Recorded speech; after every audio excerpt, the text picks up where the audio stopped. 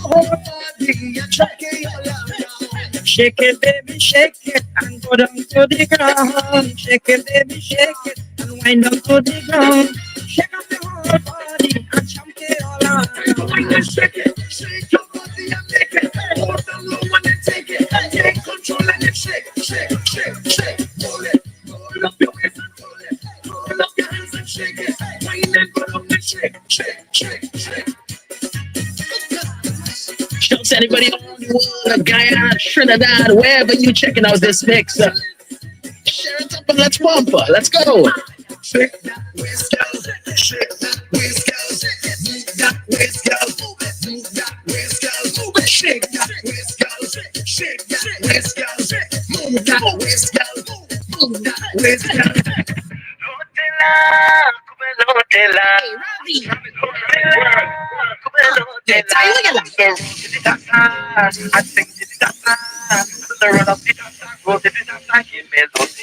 Hey, it's me. Here, what chucks me steam? Me, Rafi B here. Everything. You are listening to Live Link Sound. Oh gosh. I'm the friending up of here are flexing. I'm saying the falling up on me here is wearing. Every day, I'm a praying, but I don't stop. Only one to the music all night long. The lady do, because I'm just so happy. Run the gun, push it to down. Stop this charm. Cause you know I'm addicted. I'll live without it. Stop me on my bumping. All me do just a jumping. Oh gosh. Oh gosh. Oh gosh. Live Link Sound. I'm feeling right. Rock me steady all night. If you mind, feeling right. Rock me steady all night. I'm saying the only dance that I do to using. I'm saying a heavy dose of music. Can't be far from me. It's the master meal. Wakes me up like combat. Makes me do a number. Gives me time again. To lose and we break. Find myself a partner. Just to ease the pressure. I don't wanna speak. Hold on. Tell me what you're waiting for. It's time to hit on the floor. I don't wanna speak. Oh, yo. I want to get in the heat. See me chipping down the street. Carnival of love. Time to rock the boat. Come and get in line. Strictly party time. Carnival of love. Time to rock this boat. Come and get in line. Strictly party time. I say, yeah, baby. Let me drink the rum. Let me have the fun. Get me soul on fire. Let me take it higher. Yes, me set and good. So that in my blood, I must shout forever. But this one whatever. I'm up to my fancy boy and I'm up to my fancy boy and come up to my fancy boy and come up to my fancy boy and look the bitch and whining. Look the douche and whining. Dominic and whining. West Indian. Look the bitch and whining. Look the douche and whining. Dominic and whining. West Indian. I want you to grind me. Grind me. Grind me. Grind me. Grind me. Grind me. Grind me. Grind me. Grind me. I want you to grind me. Grind me. Grind me. Sing.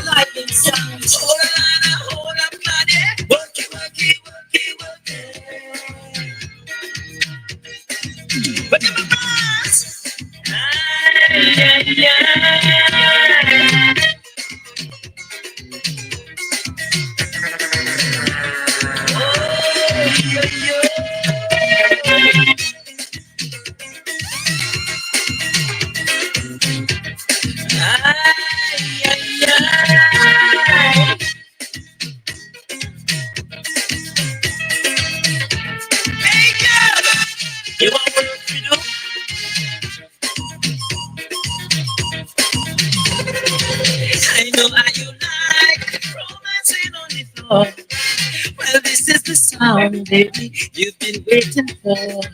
Hold somebody close, squeeze somebody tight. Please turn up the lights, darling. Slow work it tonight.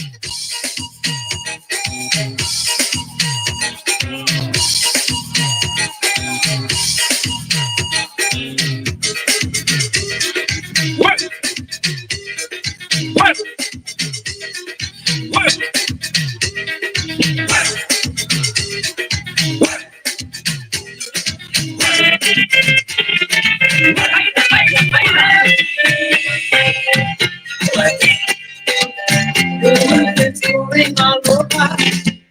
You're listening to Lion Sounds on Columbia. It's Valley Catalina. See all the people just a smile. Hold on, my señorita. To me, she. You're listening to Lion Sounds. Baila, baila, baila. It's going all over. Ended up down in Colombia. It's Valley Catalina.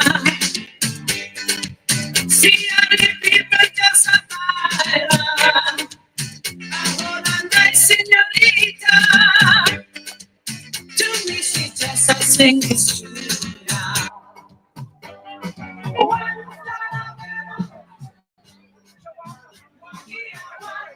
Good day, good day. If you're now tuning into the live, we're coming to you live from the Better for Walkton Community Center grounds, where there's a community meeting scheduled for today, the 16th of November 2024. As you can see, quite a few residents out here in their numbers are ready to be part of this community outreach by the Vice President of Guyana, Dr. Barrett Jagdeo. I see quite a few representatives from several of the ministries and agencies as well. Several ministers of government out here. I see the minister within the office of the Prime Minister, Minister McCoy. I see the Honorable Attorney General out here as well. I see the Minister of Culture and Sport, Charles Ramsey Jr., several heads of agencies, the head of the National Agriculture Research and Extension Institute. Um, I see representatives from the Ministry of Public Works as well. Who else do I see out here? Several councillors from the mayor and city council as well. So as I was saying before, CEO for the NARI, him and quite a few of his officers out here.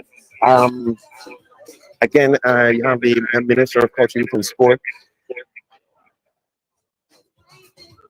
and the Vice President is scheduled to be here shortly, in another 5 minutes or so. Several members of the Mayor and City Council here as well for this activity. Um, I see several contractors here as well too. So I must say, like, I see persons from the Ministry of Housing too. So persons in this area, that Walkton and surrounding communities will be able to deal with a plethora of issues in relation to whatever ministry or agency that they are experiencing any issues with whatsoever. The Vice President will be here shortly. We are awaiting his arrival. As soon as he gets here, this meeting should kick off. Persons, as you can see, again, we're live at the Walking Community Center, awaiting the arrival of Vice President Jagdeo.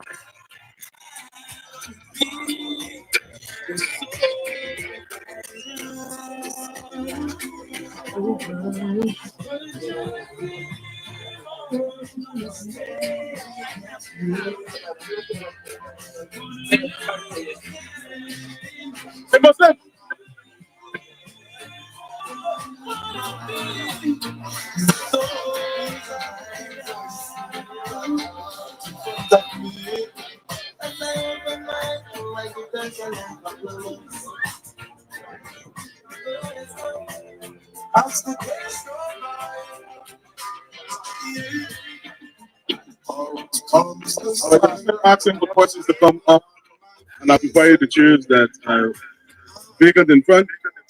The VP should be here in another 3 minutes. He's in here. So by the time he gets here, it's time for us to start. So those persons who are waiting at the back, they happen to be space in front, so if you come occupy the seats in front.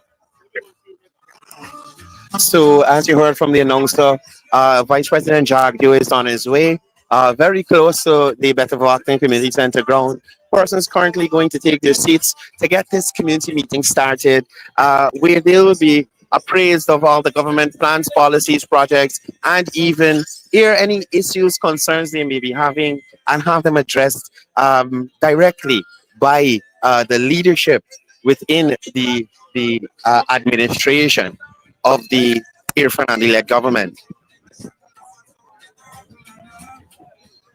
Well, the Honorable Minister Charles Johnson, joined Anil Nandalan, Minister Kwame McCoy, we ask you to be seated at the table.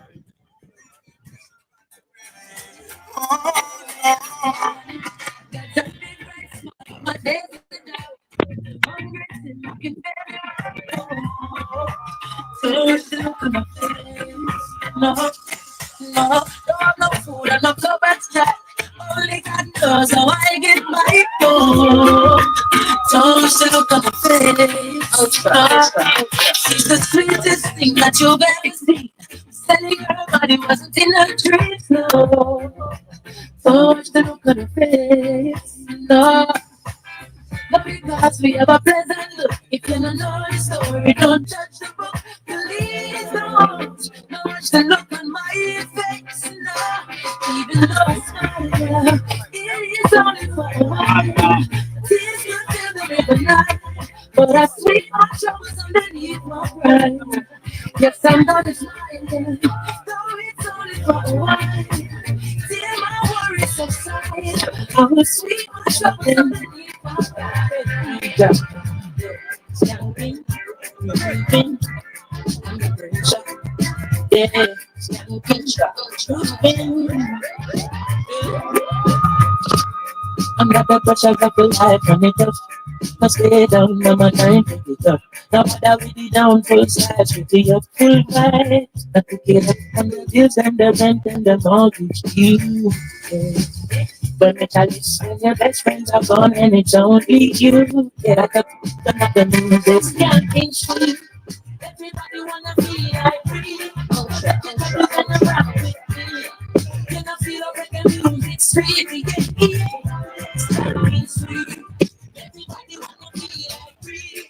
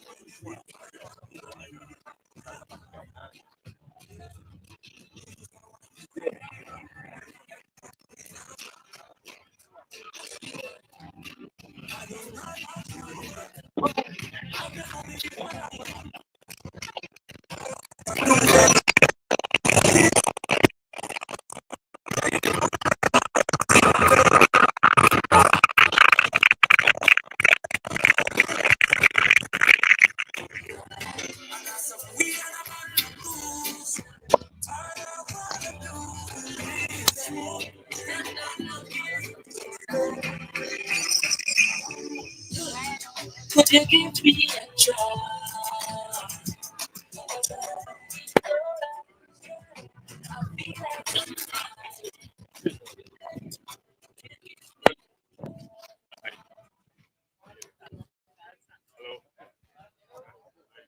Good afternoon, please stand as we welcome the Vice President. Yeah, please have it here. Yeah. Good afternoon. Welcome to the BV outreach. The Vice President is here and he will field questions from you. You will feel free to ask your questions. We have in our midst the Honorable Attorney General Anil Nandilal, Minister of Culture, Youth and Sport, uh, Charles Ramson, the Honorable Minister within the Ministry of the Prime Minister's Office, Honorable Kwame McCoy, and the cluster leader, Sham Nokta, at the table. So I want you to put your hands together as we welcome them along with the Vice President of the Corporate Republic of Guyana. Without any further ado, I hand you over directly over to the Vice President, so he'll take over from here. So thank you very much. I'm not going to make a speech today. I'm here to listen to people, to talk about the community problems. I came here last week at the football, and a number of people wanted to raise issues with me. So I said I'll be back here today to talk to them and to listen to them. So as we go along, I'm going to explain some of what we are trying to achieve through the questions that may come up. Because for you to understand the changes in the country, I think it's important that every citizen of the country understand where we are headed and how they fit into that arrangement, how their communities fit into the future. And so I'm not going to speak at the beginning. I just want to hear from you. And then maybe towards the end, I'm just going to make speeches because that's not what I'm here for today. So, first of all, I asked Charles to come here because we're fixing up grounds around the country now. Sports. Let me just, since I said I'm not going to make a speech, but let me start with sports. So we'd start with this facility here. Right now, we're just about to complete two major facilities in Linden. One to play international football with FIFA lights there, and another facility we're putting in ICC lights so they can play international standard cricket. We're completing a track there so that the people in Linden can have that. Here in Georgetown, there are 34 grounds between Agricola and Cummins Lodge. We're fixing all of those grounds in Georgetown right now. We in Berbice, there are 125 grounds across the region. We've embarked on a project to upgrade all of those. We're building a stadium at Palmyra that would straddle region 5 and 6, just like the stadium here straddles 4 and 3 there, just across the new bridge.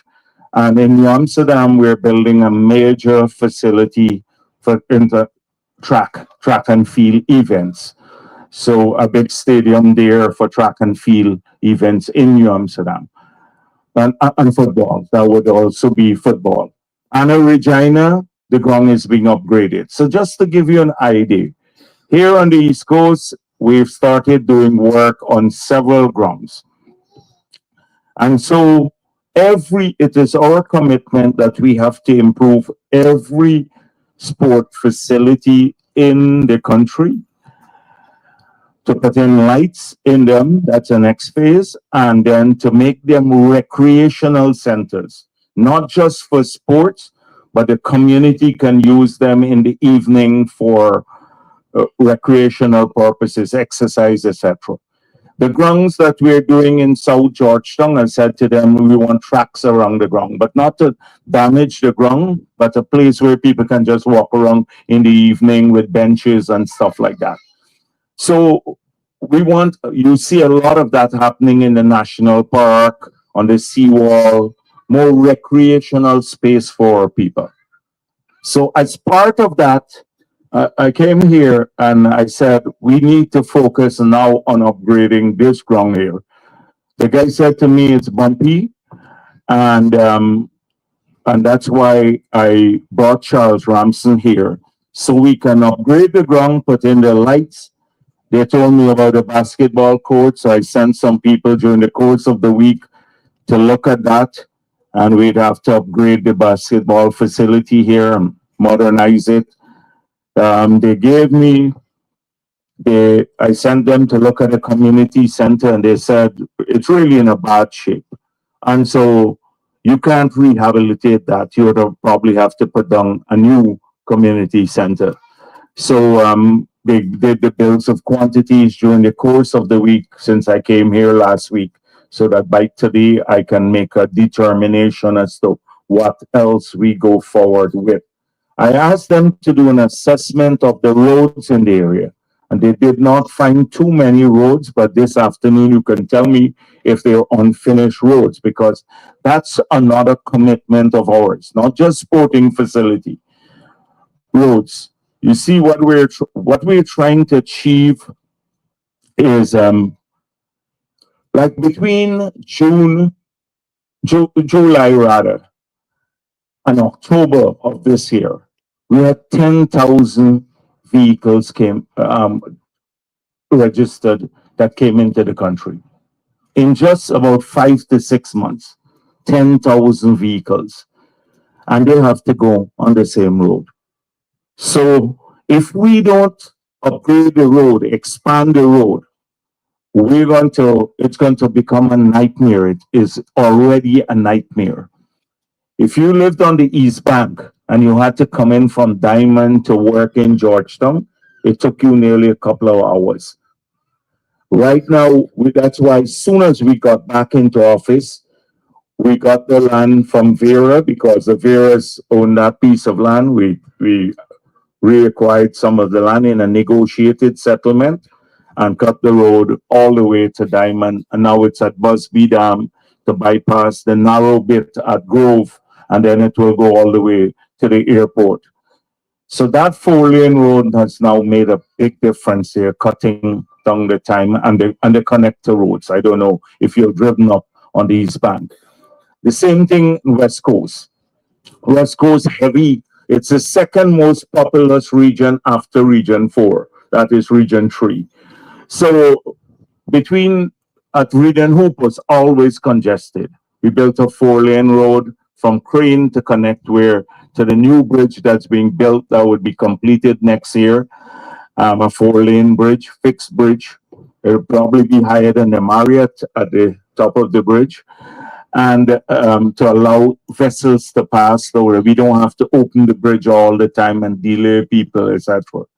And that's going to be done next year. But that has made a huge difference to people there. We just awarded a contract then on the East Coast, where we have a lot of people here. We awarded a contract to do a 4-lane on the railway embankment from Georgetown all the way to Mahika. So that would ease traffic from the East Coast. And if you look at what we are doing, like at Conversation Tree and other places, we're starting to build 4-lane roads to diffuse the traffic so that it doesn't all go to the area by the Russian embassy, and you have congestion again there. So a lot of that work is being done in Georgetown. In local government elections, as we said, we'll fix every road in the country. So far, we've fixed over maybe 4,000 community roads, apart from these highways and stuff. And if there's any this afternoon that is outstanding that has not been fixed in BV, you will get it fixed immediately. So I want to talk a bit about that too. What are the outstanding infrastructure needs of the community?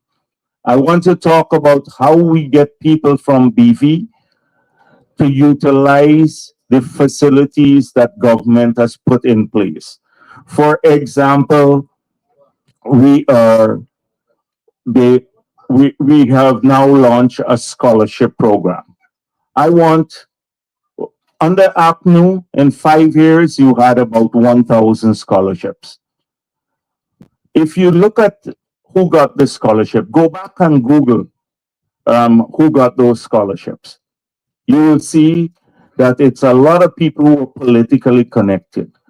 So in opposition, we said we wanted to do several things. And these were promises we made at the election. We want to do 20,000 online scholarships in the 5 years. We said in the 5 years, right now we're at 28,000.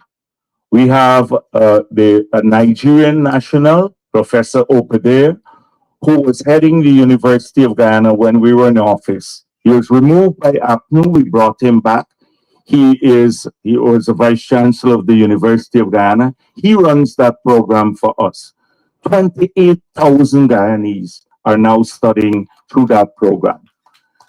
And we've passed what the target that we've set. And that's only in 4 years.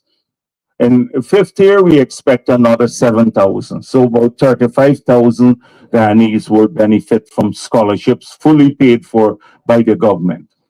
Of those, 4,000 are teachers, who are upgrading their qualification now. They, through Minister Hamilton's ministry and Vinaya Prasad, who is she works with women mainly. We have now have another 22,000 persons who are being trained with practical skills. So those are technical and academic programs through over there. The practical skills, like vocational skills, are done through another ministry, mainly Minister Hamilton's ministry. So I want to talk about both programs and how people here should access these programs. Because what bothers me is that sometimes I go out to a community. I was in Region 6. I spoke at 2 events to about 3,000 persons. And I asked, how many of you are on the Gold program? And I got three hands raised of about 3,000 people. Some people don't apply. Just like what we have in this year's budget. We've set aside $8,000 voucher for every woman over 21 years old to collect that voucher and go and get tested for cervical cancer. We have about 350,000 women who can benefit from that. The money is in the budget to go and just collect your voucher and go and get tested for cervical cancer because it's a problem. We only have about less than 10,000 people who have, gone for the test. And we're nearly at the end of the year. Because people don't, it's announced many times, we have programs on the air, but people don't go and utilize it. In this year's budget too, we said every school child could benefit from $2,000 to test their eyes and 15,000 for spectacles, and also every pensioner. Well, maybe less than half of it has been taken up so far, and we're nearly at the end of the year. People don't utilize the facilities enough. And if you sit at home and say, oh, I'm not getting help, then you also have to go out and where the help is being given. But people just, sometimes they complain. This is in a PPP stronghold. People come to say to me, oh, my eyes are, like my kids' eyes are like in trouble. Can you help? And I said, are you aware of this? They said, oh, I hear about it, but when you all going to bring it around? They want me to now go collect the voucher and carry it to them. And it's being distributed in Mahika, just in the area. This from my village. So people have to step up and apply for these things. Also in education, we promise that in the 5 years, we will write off all the fees that children had to pay to go to university. That's about 18 billion. And that we will make UG free. And so next year, the University of Guyana will be free. The government will carry all the costs for the university, so the children going there wouldn't have to. Those are some of the promises we made. because we want people to benefit. So this afternoon, I want to talk about the young men and also women, and not just young, anybody, because these programs don't have age restrictions. How we can get them involved in training. The training that Minister Hamilton does, it's to operate heavy duty equipment. We have over 1,000 new trucks on the road. A truck driver could make like $12,000 a day now, 12 to $15,000 a day. Anybody can drive a truck, including women. We're training people to do that. They're training them to operate heavy duty equipment and up to the certification level. Different sorts of practical training. We have a shortage of workers in the construction sector, like skilled workers, particularly carpenters, masons, electricians, welders, a whole range of stuff. And so we need just to get people to be organized. Joe can come here any day, Hamilton, and set up a program right in the community to train people as we're doing elsewhere. And so I went to Haslington one day. I was going to drink a soup Sunday morning. And I came out after drinking the soup. I came out and saw about 25 youngsters in the shop there. And they said, "Oh, we want some work, we want training and stuff." So I said, "All right, I'll send Charles Ramson and Joe Hamilton next Sunday to meet you."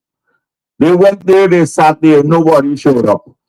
A man said to me, "Oh, they're all working. They just be gaffing the day. You know, and this is what happens sometimes. They're all working. They just had a good gaff. You know, we want some training and stuff. Nobody showed up, not a single one. And so people gotta step up and do this stuff. This. So I want to talk about that too this afternoon. How we can improve skills so that our people can find more jobs, better paying jobs, how we can focus on the infrastructure in the community to improve it, including recreational infrastructure, security. The girls spoke to me about being robbed last week when I came in. They will need some lights here because when they come at night, sometimes the place is dark. I told them that we're struggling now to keep the power on. Because you recall, many of you, the older ones, would recall when we are going to build the hydro. APNO opposed it. By 2017, that hydro would have been operating and it would have been cheap power and reliable power. That was killed. So if you kill the hydro, which would have brought in 165 megawatts of power, what were you going to replace it with? Because the fossil fuel systems were old. Nothing, absolutely nothing. In the 5 years, no investment whatsoever in the generating sets. So we still have these old generating sets that we're struggling with, but the demand has grown. We have 9 international hotels now under construction, like the Marriott brand, 9 of them. We will need 4,000 people to work in those hotels. You remember when we built the Marriott, they said it was corrupt, it was Jagdeo's project, I owned it, all sorts of things. It's owned by the government of Ghana, and you go into Marriott and you see who is running it. Our people are there mainly. You go walk through the Marriott. Now, and they said they would turn it into a hospital. It went in 2015. Well, thankfully, it wasn't turned into the hospital. It's one of the most profitable projects now we have. But there are 9 of those that are being built now. Each of those would need 2 megawatts of power. With the construction and the expansion of the economy, the demand has grown, and we're still struggling with these old pieces of equipment. That is why we said we're going to bring the gas in, because we have to import fuel to come in to generate our power. The fact that power prices did not increase your electricity bill from 2020 to now, although international price for fuel has gone up by about 30% because of the war in Ukraine is because we subsidize it now. 70 million US dollars of subsidy only on fuel to GPL so that people's electricity bills would not have gone up. We absorb that subsidy and we subsidize water too. We subsidize even the gasoline and diesel that people buy, $500 per gallon of subsidy so that to keep the prices constant so it doesn't push the cost of living too much because already food prices have moved up. So we didn't want the utility bills to move up. So that's happening. And so we said, let's bring in our own gas. They opposed it.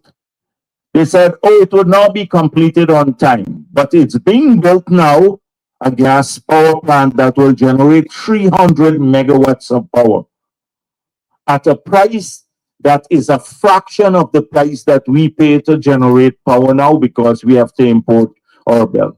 We said once that's completed by next year, the price will be cut by 50%, so people's electricity bill would be cut. That would save Guyanese 250 million US dollars a year. From their savings alone, in 8 years, we can pay back for that project. It's so feasible. So people's bill would cut, but then we'd have enough power to put in streetlights. We ordered 80,000 of those. You saw the tender went out recently. So once that the new power comes in, we'll be able to supply the system and also put streetlights in all the communities across the country and on the highways. But nevertheless, I heard what this young lady told me last Saturday, and so in the short term, we'd have to do some work to probably put in some streetlights, especially the vulnerable dark stretch they were telling me here along the road. Some of the young lady told me about that people harass them. So a lot of these things have to be addressed. Already I'm making a speech. I said I didn't want to talk too much today. So it's the thing with politicians, you just start and then you just go on and on and on. So let me end there and come back to the things that you want to talk about. But I would like today to focus, as I said before, on infrastructure, opportunities, training of people in the community, recreational facilities for young and elderly, and also security. And of course, we can talk through other things. So thank you very much for being here this afternoon. I really appreciate you being here. So yes, please take the microphone. Good afternoon, former President, Vice President, AG, and the rest, other members of the table. My name is Elton McCrae. Now, Dr. Jagdeo, at not your last, two press conferences ago, you mentioned that monstrosity at the head of Agriculture Road. Also, you mentioned about Pleasance selling their backlands. Not Pleasance, the BV. Yeah. No, about those issues, about the sale of the BV backlands. I must say, Mr. Nandalal there, I was told at the BV Council that he is the one who advised them that the lands can be sold. I'm glad he's here today. Yeah. I don't know if he actually did, but a councillor on the there said, when he questioned, he said, we got advice from no less a person than the Minister of Legal Affairs, Attorney General. And did you ever advise anyone that they can sell your land? You're big, you.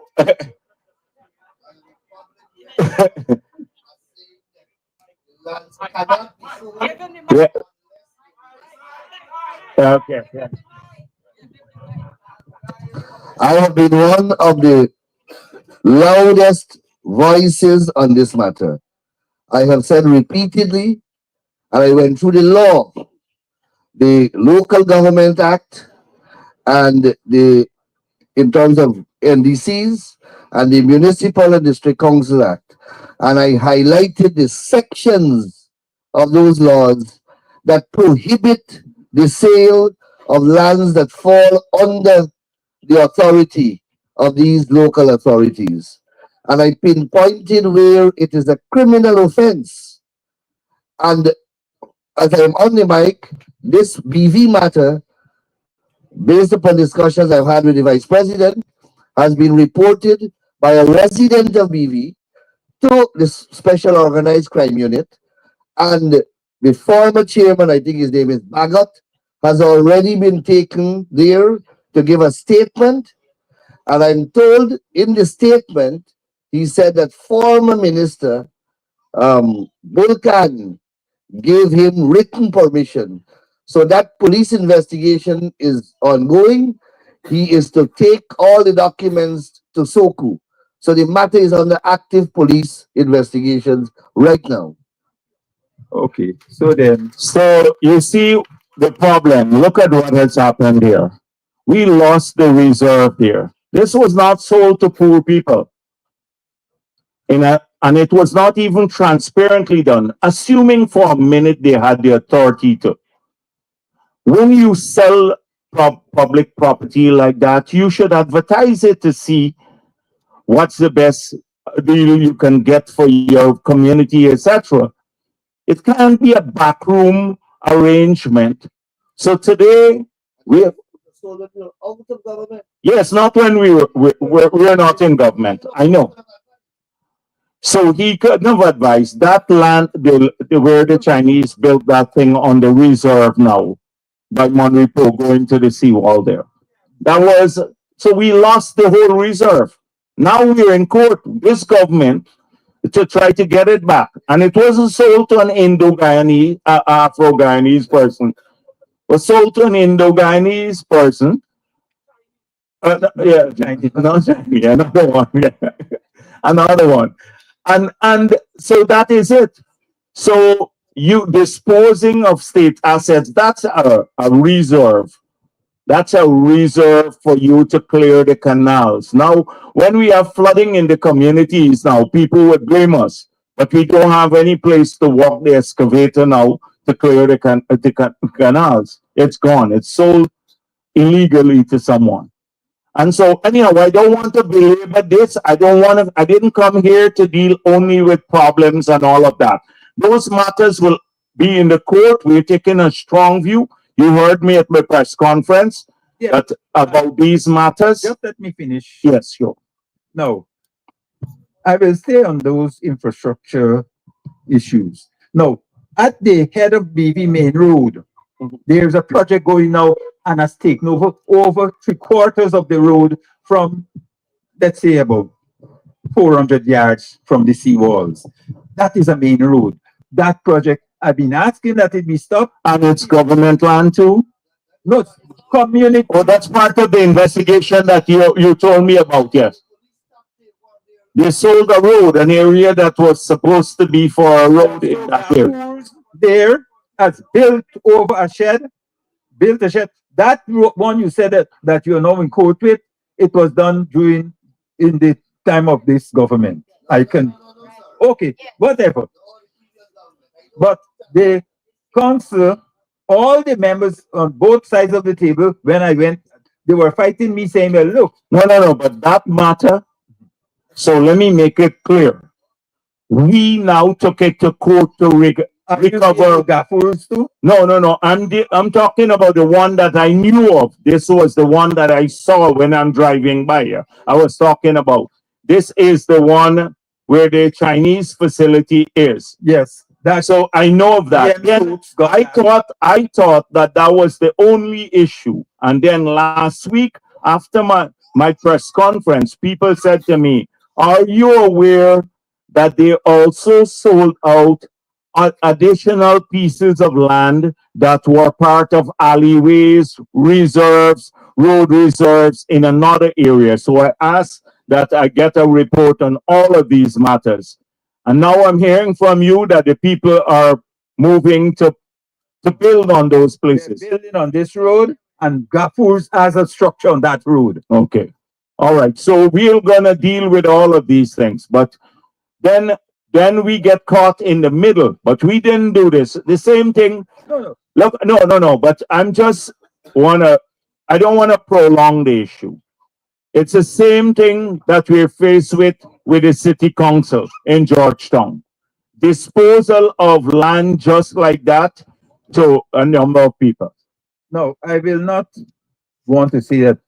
But these things were in the public domain. It was published in the press, in culture, in No. Publish the publicity around it is not a substitute for the legality of it. yeah, but I'm All saying right. is- So anyhow, let me don't prolong this matter. Let's go to some of the areas for the future. I don't want to get bogged down by what's happening in the past.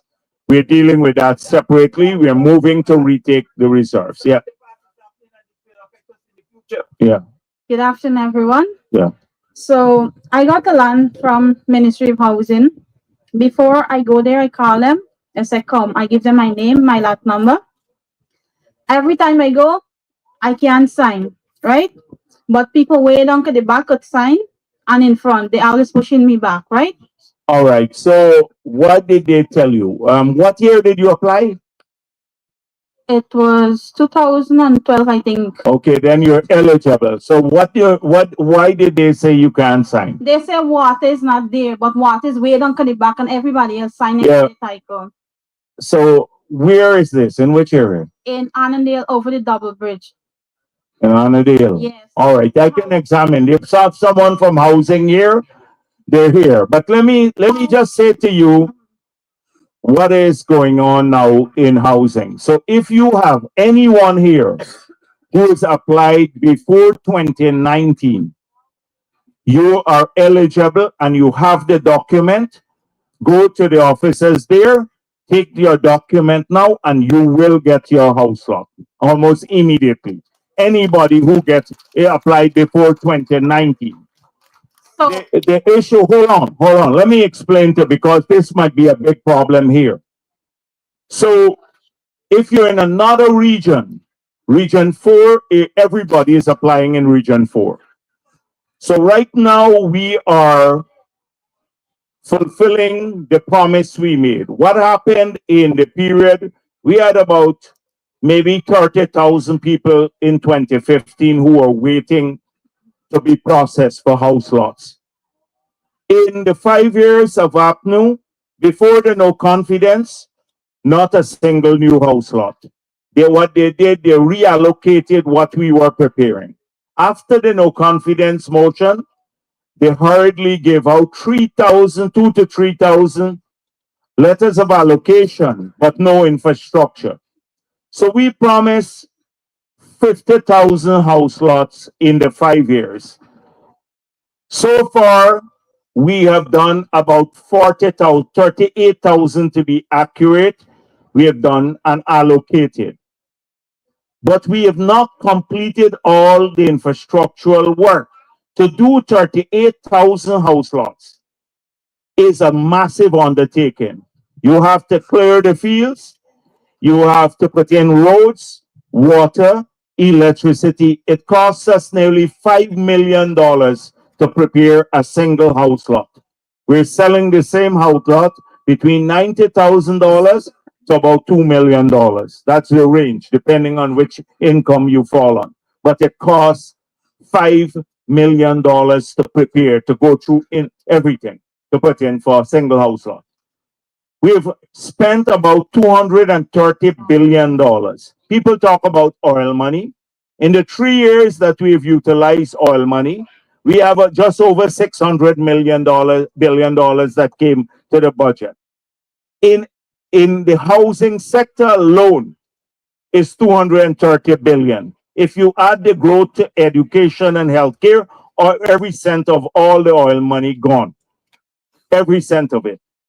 And so right now, if it's an issue where they're not discriminating against you, I'll fix it now. But if it's a systemic issue where they're waiting, people might have to wait a bit more until the lights go in or the water go in, because I was at Better Hope yesterday and the same issues came up. And I said to people, be a little patient. I was going to Berbice and I flew with a helicopter across.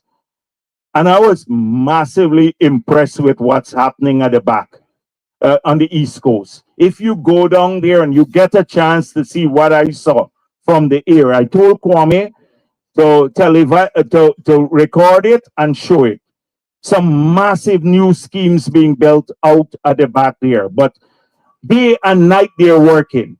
They go through. Right now, the people in enterprise complain every night. They say the trucks run all night. They can't sleep, break up their infrastructure because they're going down at the back to build out this infrastructure so that we can give the people who have applied. Our commitment is once you apply, you're going to get it. It will take some time. So we're only now allocating for the up New Year's, right? Because people who have applied up to 2019, they're eligible now.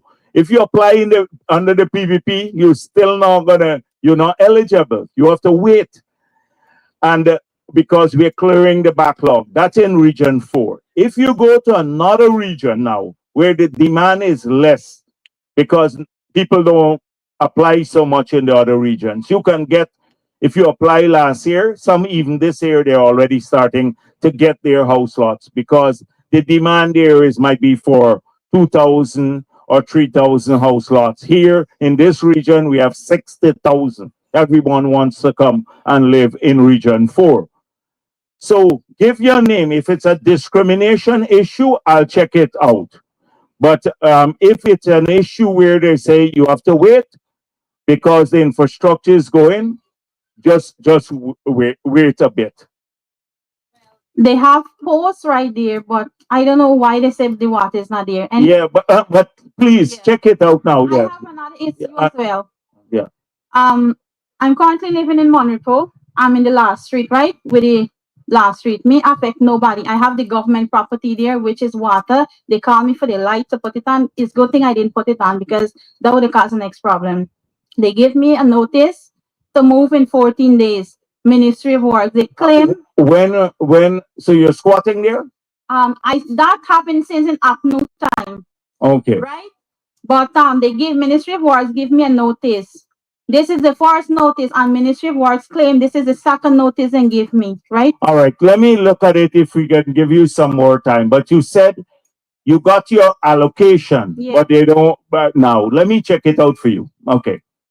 Because some people get a letter and some did not get a letter. Comrade, this is the usual stuff. When I go with everywhere, people just go on reserves and then they claim somebody getting the letter. If everybody is squatting there and they want to move them off, we don't throw people off just like that.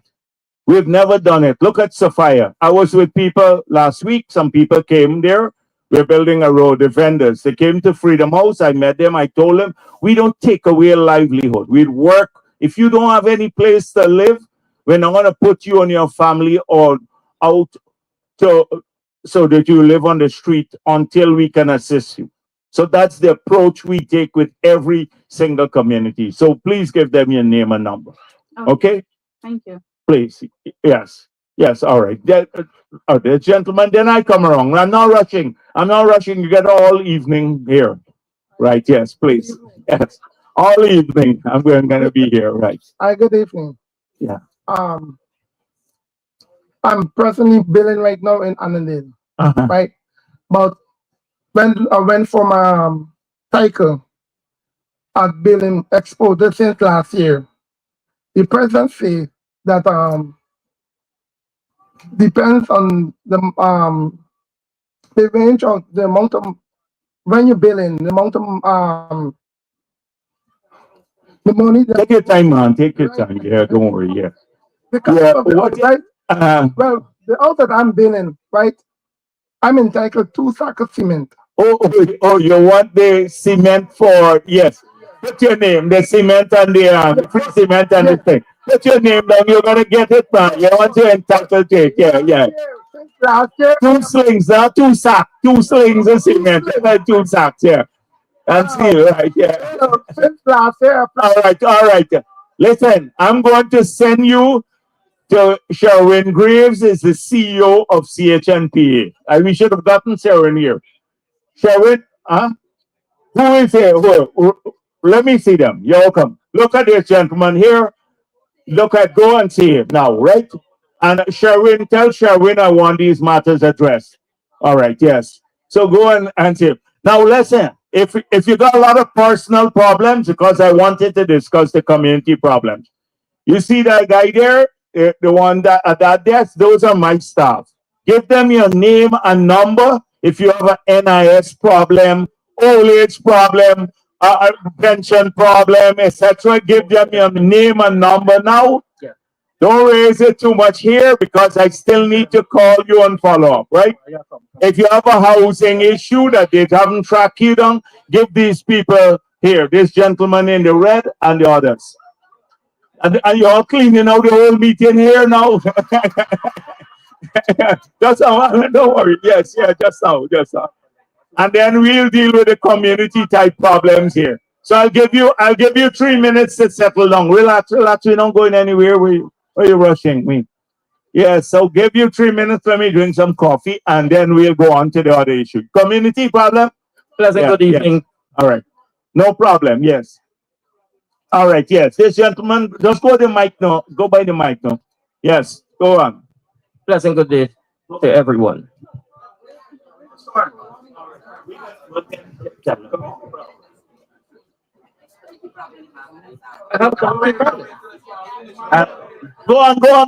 on. Yeah. The man before you, man. Here now, you put the man out. What kind of bully the man off the microphone here? Yeah, go on. Yes, good evening, sir. My name is David Hardy. I'm living obliquely opposite the Hill Center. Okay. I'm actually a scrap metal collector where I apply my trade over the year. Now, I have a serious problem of which I would like to raise with you personally. I was employed by Sergeant Charles, the traffic police for the BV station. The chairman for BV, Wendy. I went to the NDC along with the school head teacher to remove a derrick vehicle from in front of the school that humbugging the children. Cut it up, move it out, and let the material pay me. I cut the vehicle up, I move it out, I put it just over the road. Now, that was on the 13th of last month. Monday, Tuesday, Wednesday, Thursday, Friday, Saturday, the police come by my house. Say, the owner turned up for the vehicle and say he did not permit anybody to cut this vehicle. Now they charge me for damage of property. So I said, please call Miss Wendy Allen, Sergeant Charles, the headmaster. What's her Andrews, Wendy Andrews, the chairman for BV. Oh, okay. So I said, please call them and find out from them. So when the police approached them, Miss Andrews stand up in front of my face and said she never had a contact with me pertaining to this issue. Now, sir, they had one person with me that day, a very upright man. I respect Mr. Bornet.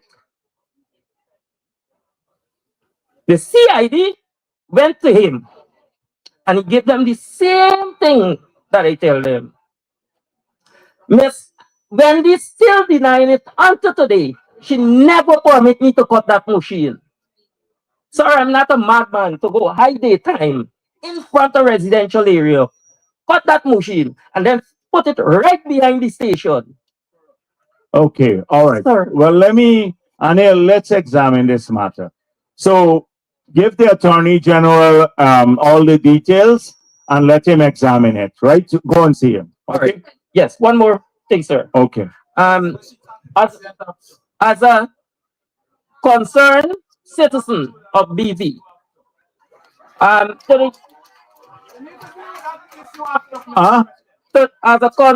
excuse me, sir. All right, okay. As a concerned citizen of BV, while applying my trade out there to the young ladies that complain about the lights along the road there, I would take it from my own self, my pocket, and put 3 solar lights along the road. All right, okay, that's good. But it's your derelict in front when I turn in That's here. the same vehicle we have the problem with. Oh, I saw something there, and I said I was going to tell them to fetch it away. That's the same machine.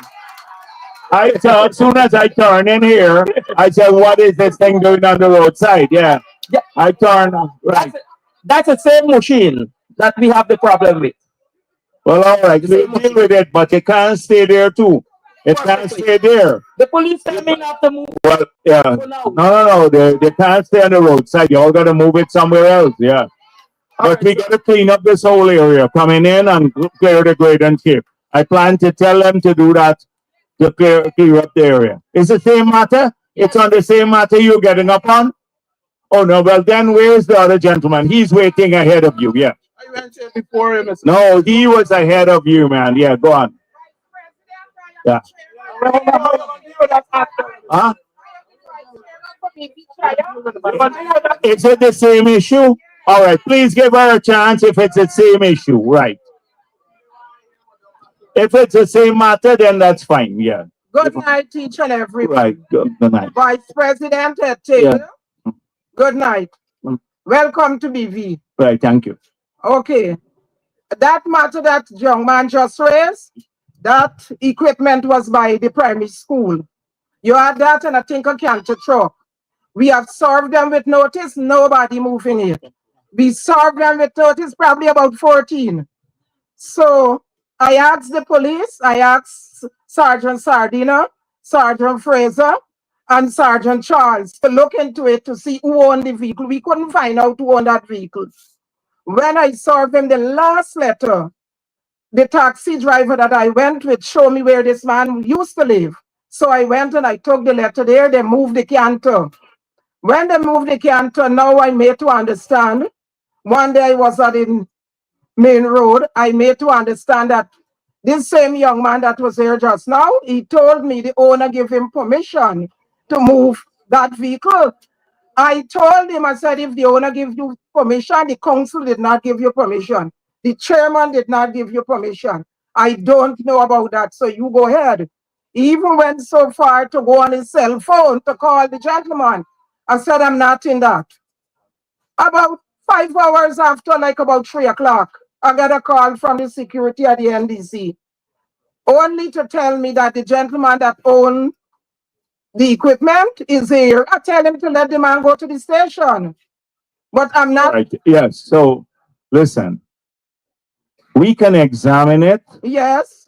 But I don't want to be caught in a proving story. Exactly. Here, I'm here for a different reason too. I don't want to be caught up with all of these things. Then I leave here and the young people don't get their ground fix or something else, right? We're getting caught with everything else under the sun.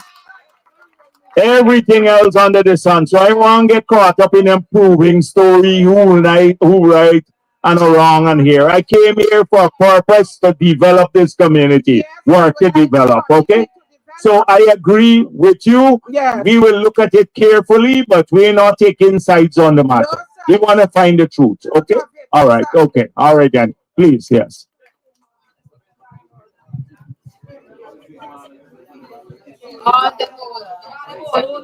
Good, good evening. Go on. Good evening, Comrades all. Mr. Vice President, Mr. Attorney General, Minister of Government, welcome to BV and good evening. My name is Denzel Hamilton. I noticed earlier you pointed to me as the Minister of Labor. Yeah. I know. You look, I thought it was Joe here, but I am Joe. yeah, I know Joe. I am Joe. Yes, I know. Yeah. I am Yes, Joe. yes. No. I can see the resemblance. Yeah.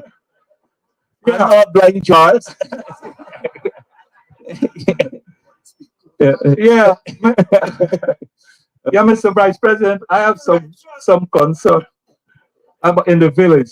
Like for instance, small business grant training program for youth, rehabilitation program for May movement. Let me explain what is May. May is where 62 slaves bought this village in plantation in 1840 for $22,000 from Mr. Baron von Grummingen, a Dutchman. So so we need that movement to continue. Thirdly, we have an environmental problem. But I mean, you drove around early between Triumph and Bedford. They have about, I think, 4 trenches. They all silt up. They breed mosquito. They need to be. Well, this is what that's what I want to hear, because I'm hearing all sorts of things except what I came here for. Which trench needs cleaning now? So you can tell me so I can send in. I brought the people from DNI. Where is the DNI people? Look here. So I brought them here so that they can start the work in the area. That's what I'm here for. I'm hearing all sorts of things except this. Well, So I'm glad you raised it. You're Now, the right thing now. canals. The right person. Right, the canals to be cleared. All right. Right, so we are looking at the canals. Okay. But tell me which road has not been done so I can send, I brought the engineers here too, so they can look at that. When I finish, Well, let's start one at a time. So this gentleman just raised the Mr. Vice President, when I'm through here, I'm going to meet with the representative pertaining to the digging out those trends. Okay. Thirdly, we did like contracts, small contracts for youths. Secondly, we need bridges to go over those canals, because some of the bridges that the youth got to cross over, you have to have some Chinese in your blood to go across because it's so narrow. That is all my concern, and thank you for coming. Oh, you're welcome. So, let me deal first of all, which are the drains that are crucial, that to be clear. Now, what do you mean by all? All is not the drain. So which, the one going down the main road, you're telling me, that drains the area? Listen. Mr. Vice All right. The road, the canal that we're talking about, one on Commoner Road, one on the main road, one is Triumph that separate Triumph from Agricultural Road. Commoner Road, the main road, and the Triumph. Right. Surratt Drive Road, all those on side left. Hold on. And BV sideline down. Yeah, so those are the 4 main ones. All right, yes. So what I will do, I'll have them come and do an assessment of all of this, walk down and start the work in these areas, okay? So drainage work. But recently, pertaining to what you had just spoken about the sideline, I've noticed they have IMAC digging out that same sideline. All right. Well, then if it's doing, then we continue with other areas. Right.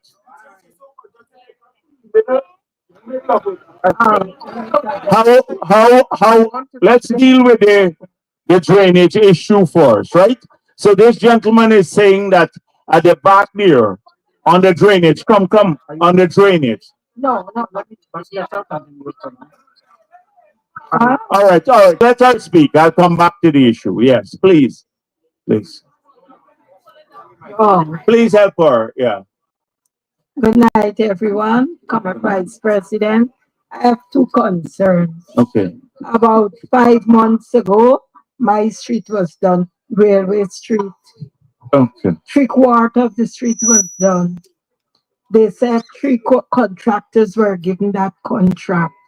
2 of them did up to where they were to go. And the third didn't complete? Never completed. Oh, where Colin, Andy, who got the contract and didn't do the third area, the East Coast? Yeah.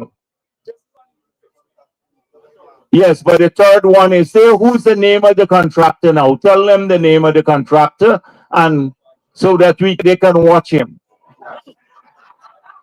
And the road coming up. One minute, right? Let me find out about this one. Okay. Yes, and you follow up on this, right? To make sure you follow up that he gets this done. And the cross street by the burial ground, they did it halfway, the whole half. So find out if that's under the program too. That's on the program too. So who got that contract? HG. Okay.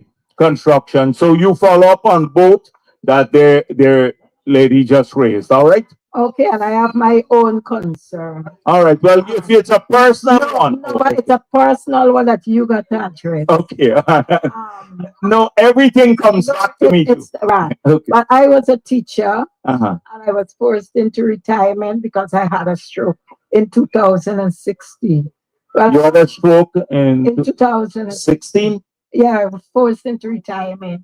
So I only live on my teacher's pension because I have not acquired the age yet of For the old age? NIS and old age. Oh, okay. But what I'm asking, if I notice that policemen and soldiers and the firemen, they have a problem with numeracy and literacy. I want to know if y'all don't have contracts that you employ teachers to do teaching. With the policemen and firemen? They have the they got problem. They disagree strongly with you, but let's see if we can find you something. Give my staff your name and number. Okay. There may be a way we can find to utilize your skills now. All right. Okay, So just give them the name and number. Okay. But don't target police and firemen. They'll be upset with that. All right. Yes.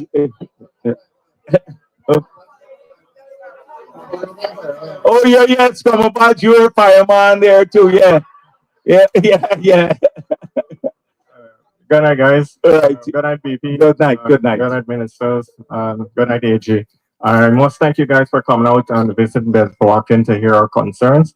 My name is Jason October. I'm the deputy for the Bedford CDC.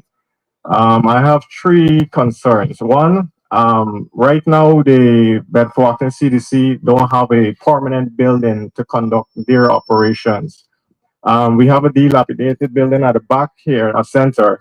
Who owns this building here? So after I sent them to look at the community, I sent in there, they did. When I came here it was last Friday night, I saw a hole on one of the building next door, the roof. And so I asked them to look at that, but they said that there is a padlock on the gate and that Norton had handed this over. Is it a government building or a new building? The one next door. Well, I'm not quite sure. Maybe. No. I just want to find out, is that belong to the PNC or is that a government building? The government. It's a then why is there a padlock on the gate? Why is there a padlock on the gate? If it belongs, it should be open to the people in BV. Well,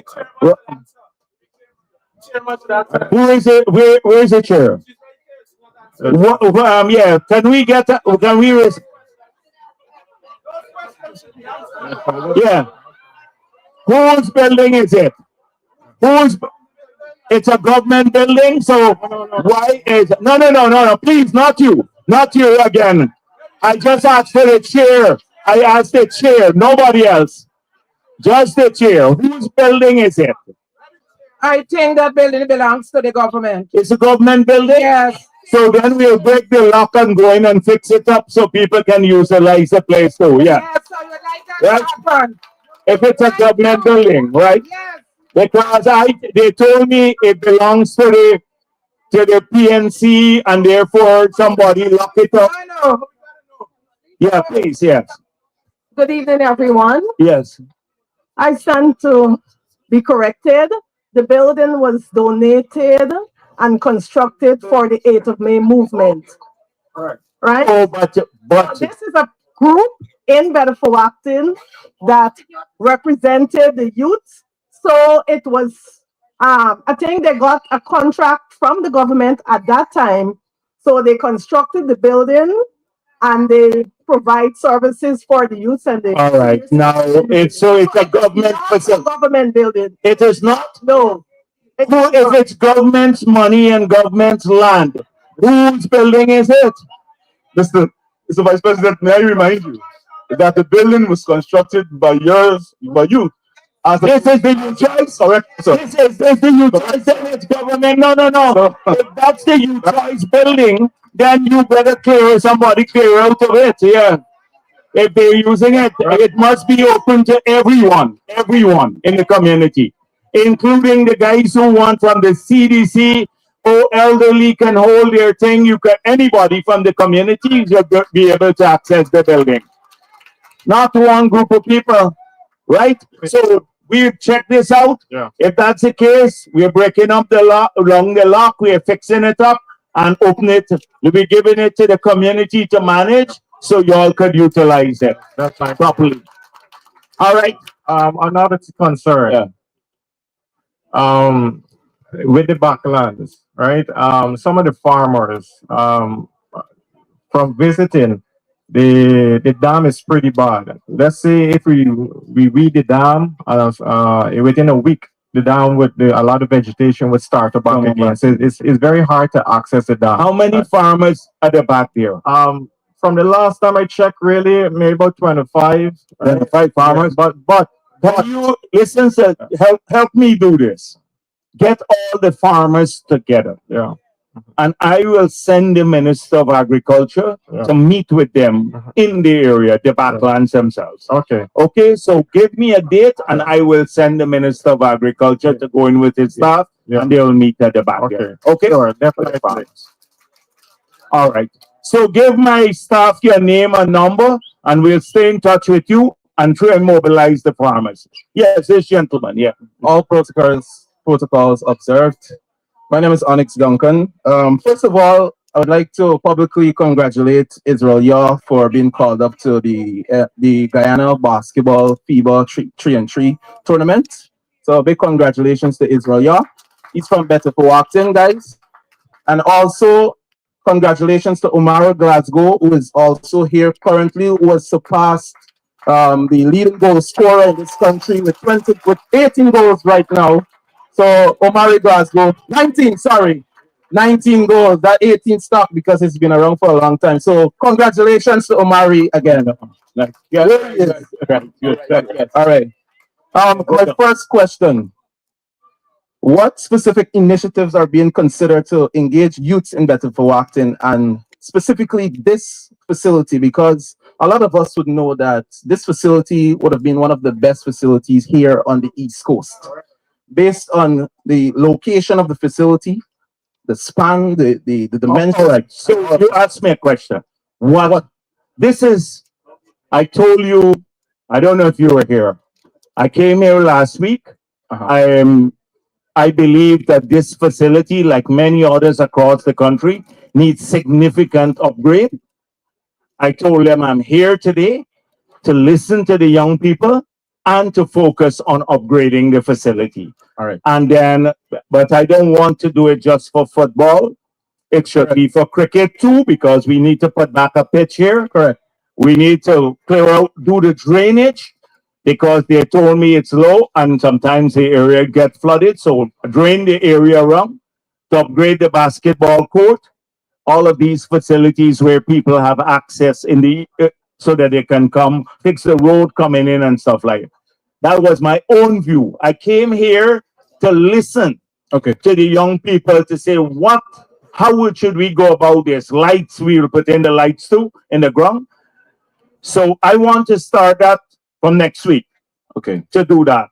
So, but I wanted to listen first, not to just say government and let's go and do what we want in the community. That is why I'm here today. So I wanted to get the young people to give me a feedback. And so I welcome the feedback on what should be the priority, how we go about doing it.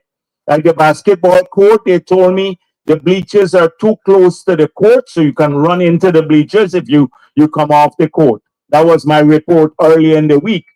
So how do we fix that? That's what I'm here for today. And then I spoke earlier about the feedback for young people, particularly on scholarships, jobs, job training, etc. So these are some of the things I'm here to discuss, and we're open to specific ideas and initiatives. Anything you come up with, we'd explore it.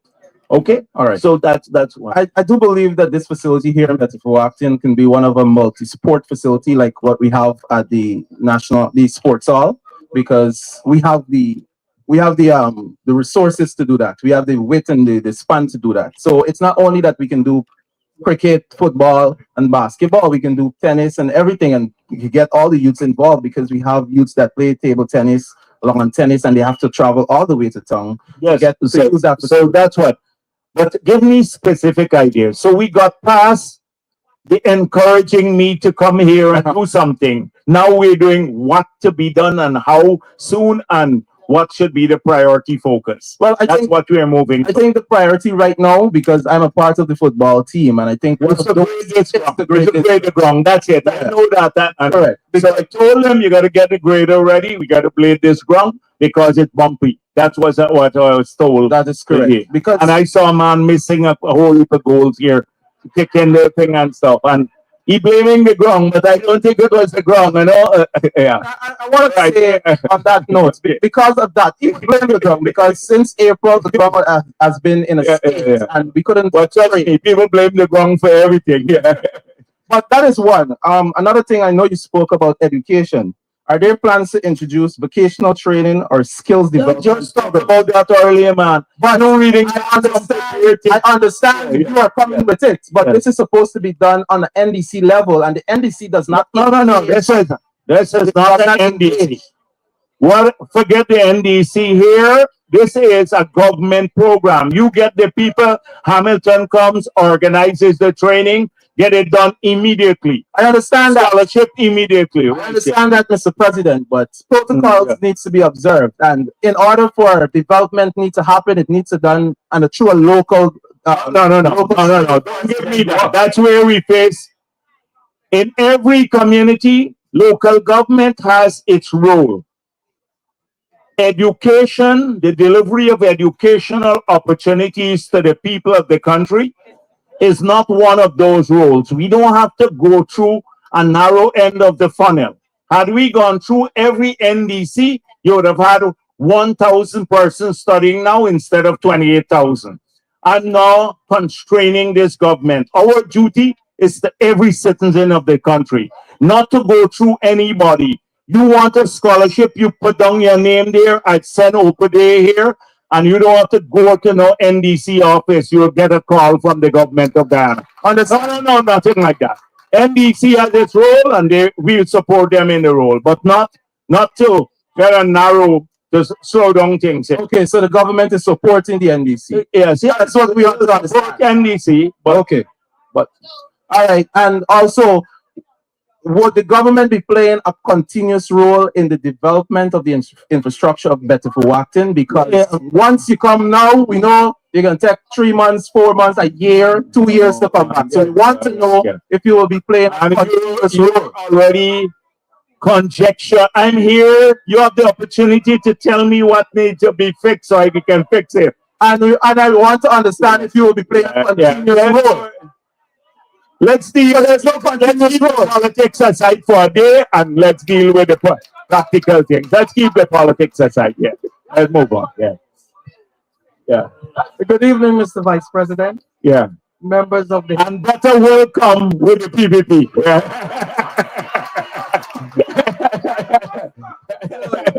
It is already coming. Yeah. Please.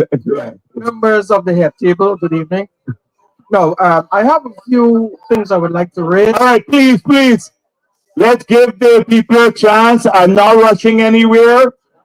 So please give them a chance. And tomorrow is Sunday, so you don't have to go to church. No church in the morning, yeah.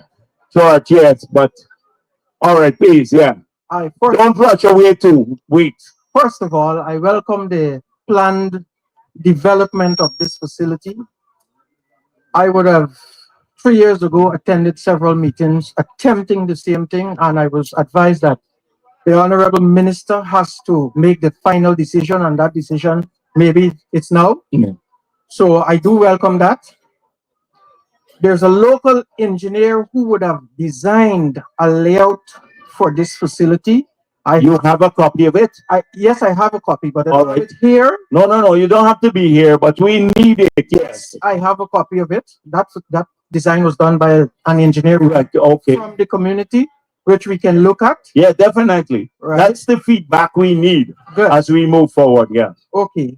is there a group that manages this facility here? Yes, there is a group. So then if there's that group, then we need to work with the group maybe starting Monday to lay out, to agree specifically what needs to be done. We know some things have to be done. We have to fix the ground, blade the ground, and put in the lights, right? So that's clear, but how we lay out the other facilities in the ground would be something we need to consult more on, right? So when Tuesday at 5, you can come back here. Okay. Tuesday at 5, you'll come back here. Alright. Okay, and bring the whole group together, including the plan. Okay. Right. So with regards to roads, we have a primary school there, and from the main highway to the railway embankment, that road needs fixing like yesterday. Oh, really?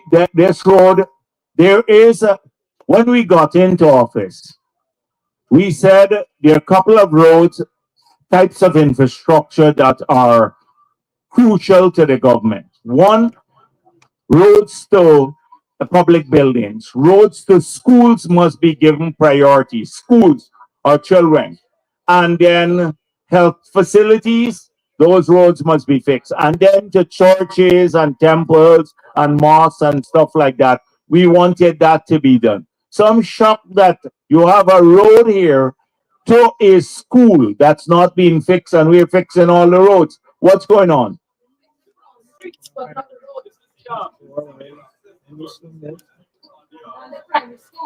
Huh?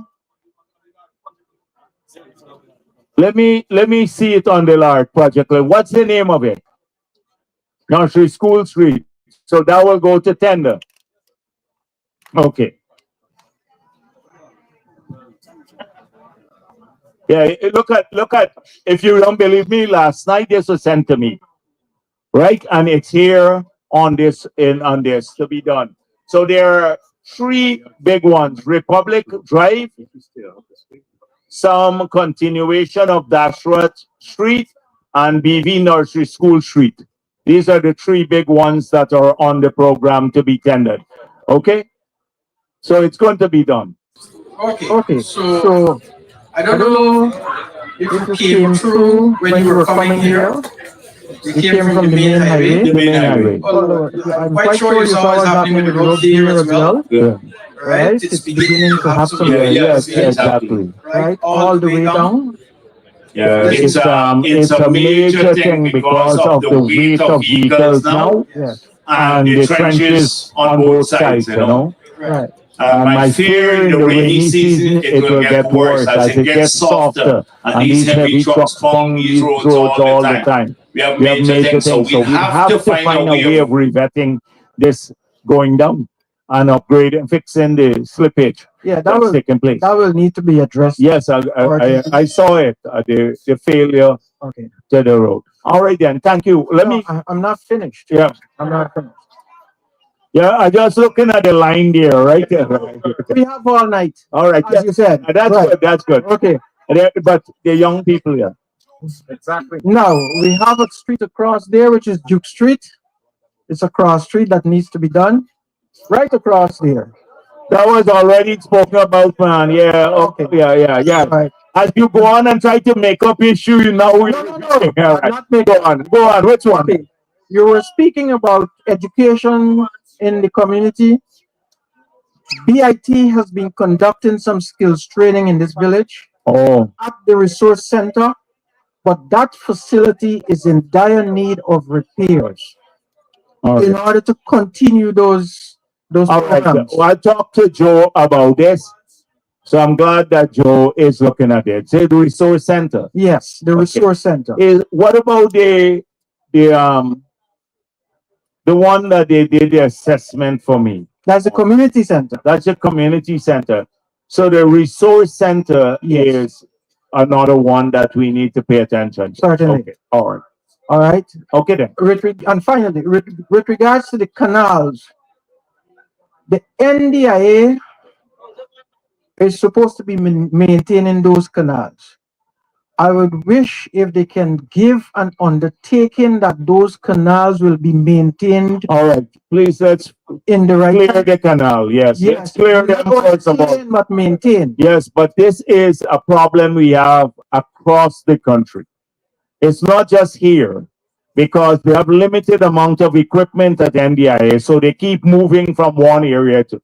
I made a commitment we will clear all the canals. We obviously we'd have to, if they're cleared substantially, then it's easier to maintain them later. So we'll look at the maintenance too. Let me get to the young people. Let me get to the young people here. All right, yes. Bless good evening, Right. Mr. Vice President, other ministers, and representatives of the PPP regime. My name is Joshua Welch. And on behalf of this community, as well as surrounding communities, we really appreciate this step that you have taken to come out here and see and address our issues. Right. Now, not to waste time, as you said, you're here for the youth and development of this community and surrounding communities. So I ain't gonna be drunk the bush like other people. Right, straight to the point. So firstly, we spoke about the development of this ground and other facilities. My personal request is that these contracts that will be given out to individuals are given out to persons who reside in this community. Now, earlier a statement was made when there was a contractor name given, and you said we should look at them. How can we look at someone that we do not know? These persons have been given contract for this community, and we have no idea who they are. Yeah. So who, like, for example, the names of the two persons on those contracts? Who are they? Both are from the community. That's right. I would love to know the names. Yes, specifically the names of those who own those companies. No, but they have the company exactly. The names of Yeah, the names. people. Yeah, the names we want. We want So we try as far as possible to do that. But if it's a major work, like you don't want, like if we have to put up the lights, you don't want, if they don't have the requisite company here, we will get a company from any part of Guyana to put up the lights because you want it done properly. It's a long-term investment. So not just to say, oh, we'll try to give anyone and they do mediocre job, and then you blame us for it too when they do the mediocre job, right? So they will give you the names. We'll give you the names of the people. I would like those names to be publicly known. Yes, yes. Everyone will know it. Exactly. Okay? As well. Let me not waste time, move on as well. We spoke about the development of citizens in this country in regards to the economy has been booming for the last couple of years, right? And I've noticed something, and I'm sure each and every single one of us noticed. The opportunities are not spread evenly across to all citizens in this country. And I'll give you a very brief example. There are so many Chinese nationals that has been coming to this community or this country in a whole, has been putting out small businesses, has been putting out citizens who have struggled to get what they have. And they have it easy. These are foreign, the Chinese nationals have it so easy to come and establish and buy properties. As we need to stand up against this and ensure that everyone is given the opportunity to access this wealth that this country has now. Yeah, but there are two things you're talking about. So this issue came up at my press conference too. So we can't discriminate as a country on the basis of nationality. You can't say an American company or a Canadian company can come here and establish a business, and they're all coming, big businesses too, but the Chinese can't. What if China then says, all right, Guyana can't buy any more goods from China. A lot of our people, 80% of the consumer goods maybe are imported from China. Then we would not be happy with that. What if people were to say that the Guyanese who come into Brooklyn or Queens, they can't establish businesses there because they're coming there. Let me just. No. But you cannot establish, you can't discriminate on the basis of nationality. These people are renting. Most of the Chinese who came here and opened small businesses, guess who they are? No, but the small ones too. I'm talking in the villages, the big ones too. They are renting. They're renting from Guyanese, you know. Correct. They're doing this from Guyanese. Secondly, so the Guyanese are also benefiting from this. You people have a choice if to buy there or not to buy there. You have a choice. You can go, it's your money when you spend your money. Don't go to the Chinese store if you feel so aggrieved with it. But what I found out about, if you listen to my press conference, that sometimes they cut the corner. So the Guyanese guys who were affected, they came to see me as a group and they said, listen, if we have to sell alcohol, if we have to sell any medication, we have to get multiple licenses. A Chinese store would open and they would sell everything under the sun. Everything under the sun without the requisite licenses. That's what I was speaking about. And if you see what I said at my press conference, I said the GRA should ensure that they pay their taxes because some of them evade taxes. And two, that the regulatory bodies, like the sanitary people and all of the others, they have to license these people just as the same way they license the Guyanese. So they must not get a free pass in that area, but we live in a cosmopolitan society. Chinese can't apply for the scholarships, Chinese nationals. Well, when you talk about unequal treatment, they can't apply for the scholarship. Everything that the government does are not dedicated to the foreign nationals. It's to our people. Scholarships, jobs, better health care, access to the care, the cash grant. They can't benefit from this. But we live in a free society too. We live in a free society, and you can't restrict on the basis of nationality. Where in the world would you be able to do that now? Nowhere. Mr. Vice President, in regards to what you just said, I'm very educated in regards to what I just said. Now, the Chinese national came and they have an own association and it's built for them. And this association has received numerous benefits from this government as well as previous governments. No. Yeah, but what benefits? Tell me which benefit. One. As you just stated. What benefit? I'm about to. As you just stated, they are able to cut corners because the government, not this government alone, and previous governments are turned a blind eye because, as you stated, we dependent on them. Yeah. No, I've known. No. That's what you just said. Man, you're distorting the whole thing. It's not dependent.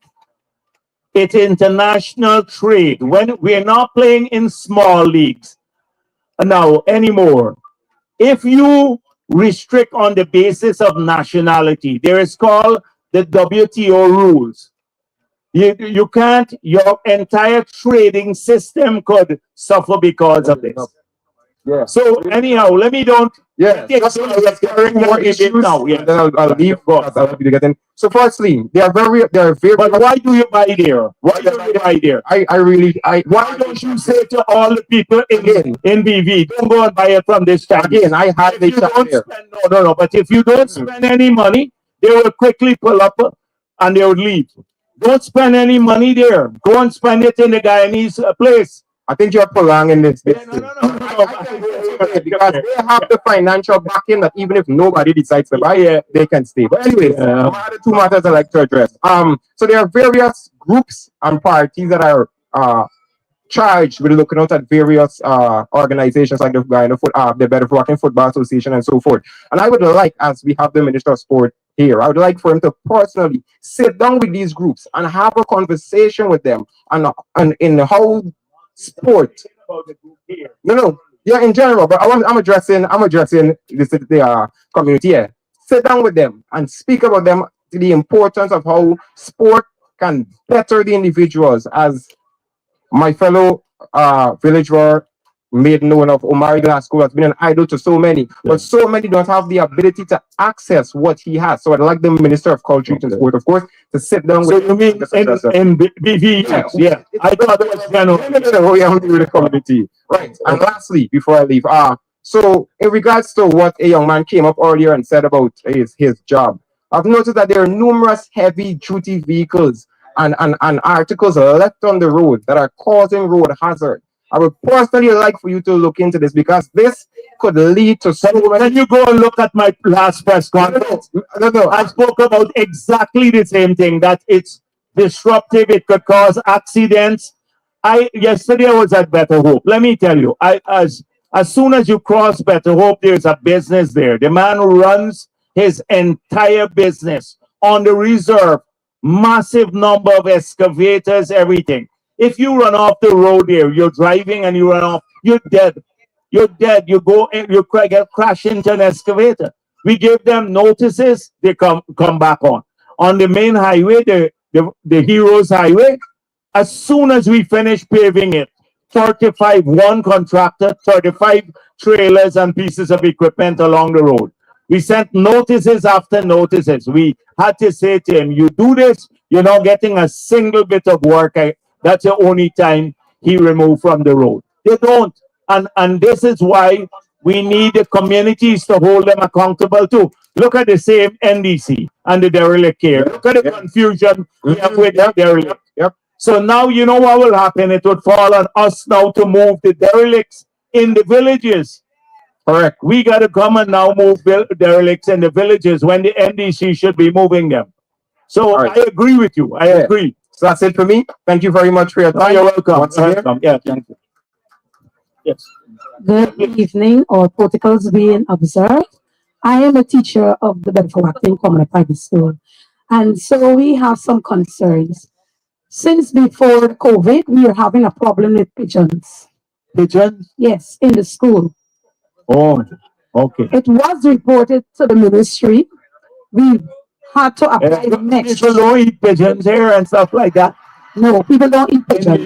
Yeah, really? I know in places people eat some pigeon, but yeah. Yes. Okay. So you reported it? Yes. Yeah. The ministry probably would have sent some persons to mesh the place up, but that's a mess altogether.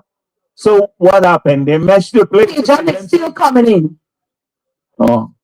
So we need I never had to solve a pigeon problem before, right? So I'm trying to think about how to solve this pigeon. Yesterday, I was at Better Hope and they told me about bees from the mangrove. Now, you know, a lot of the mangrove grow up there, so they get a lot of bees. But today, let me think about how we address this pigeon thing, right? Yes. Second thing, they would have had us take down all the teaching aids from the wall because they said they're coming to paint the building. They never did. So why didn't they paint the building? They took down the thing to paint the building. All the teachers remove all the teaching aids from the wall. They're going to come to paint. This was when in August. Yes. And that is, you know what happened again? We awarded about 600 contracts to upgrade a lot of schools. We have over 1,000 schools. And the people delay the work. So if they remove it in August, they were supposed to complete it before the opening of the school year. But now the school is open. You can't go and paint in the school. It would affect the children. So that is why they should have completed this work. That's why I asked you if it's in August, before school opens, so that the places would have been nicer. But we may have to wait until when the holiday comes on to do this, because you don't want to paint in a classroom while the children are using it. It would affect them. So we'll make a note of it and we'll follow up on this. Next problem. We had an auditorium where it was much ventilated. They came, they removed the vents, they installed windows, and now the place is very hot. They promised to install some AC in there. No AC. And when you're in the auditorium, it's very hot. The fan's not really doing this. Is it the region or the central ministry? I don't know if it's central ministry or the region, but whoever it is that came from the ministry, that's what it is. Because if it might be the region, and you know we don't control Region 4, but I would follow up on it. All of the matters, please, someone make sure that you talk to her, take her number so I can call her back, and we will follow up on all these issues. One final thing. Yes. So the children have to traverse the railway embankment to cross the road. Crossing the road is a problem. We don't have any police officer out there. And when you stand on the pedestrian crossing, you have to wait. Nobody's giving you a chance. Somebody might come and who know you who passing in a vehicle, they may stop and then you get to cross the road. Crossing the road now, there's a bridge that you have to go over. And that's difficult because some of the vehicles, they travel closer to the bridge. And so Is there a PTA? Because the police are stretched too. I don't like to overpromise. So if the police are stretched, isn't there a PTA? Like we can have volunteers, like one parent for one afternoon. I know, like how many? We have lots of parents here. Can we do something like that? well, actually, when I was I don't see policemen everywhere. Everywhere I go there is the same issue. You see this comparison? The same issue I face with. Why you think I don't make a commitment? Because if I go to Blackbush Polder, they tell me we want policemen to cross the children. And they got 4 policemen in our community with 8,000 people, 4 polders and 4 policemen manning the station there. How are they going to put them out there? So that's what I don't overpromise. But we'd have to look into it. Okay, so closer, instead of the children using the bridge, there is a walkway that they can use, but it has to build up. Okay, well then that's the sort of solution that we need to look at. Let's look at it. If there is a solution to it that doesn't require Colin, make sure that we look at this walkway so we can get it looked at. So give them your name, but tell Colin about that walkway. That's Colin there. Yeah. Yes, go on. Yeah, go ahead. 1 minute, 1 minute. She wants to say something about the same kids. Mm-hmm. Yeah. I stopped there when the children I see there was an accident. I went to Coleman John and I spoke to an inspector and I said, Inspector, so. He said, the government, I am willing to send a lamp there, but we are short. Yeah. Mr. Inspector, I run a station for companies like this. Take somebody from the line to come out, put them asleep because they're trained. I used to do it at these events like 4 years. Sometimes I would go there and see them fight. All right. We're exploring. The teacher just suggested. Oh, yes. Yeah. Another.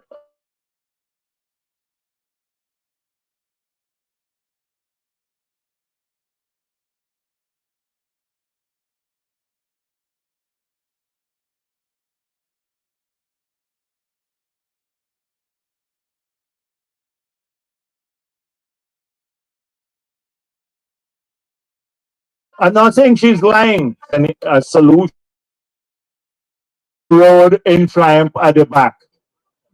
Public works. Yeah.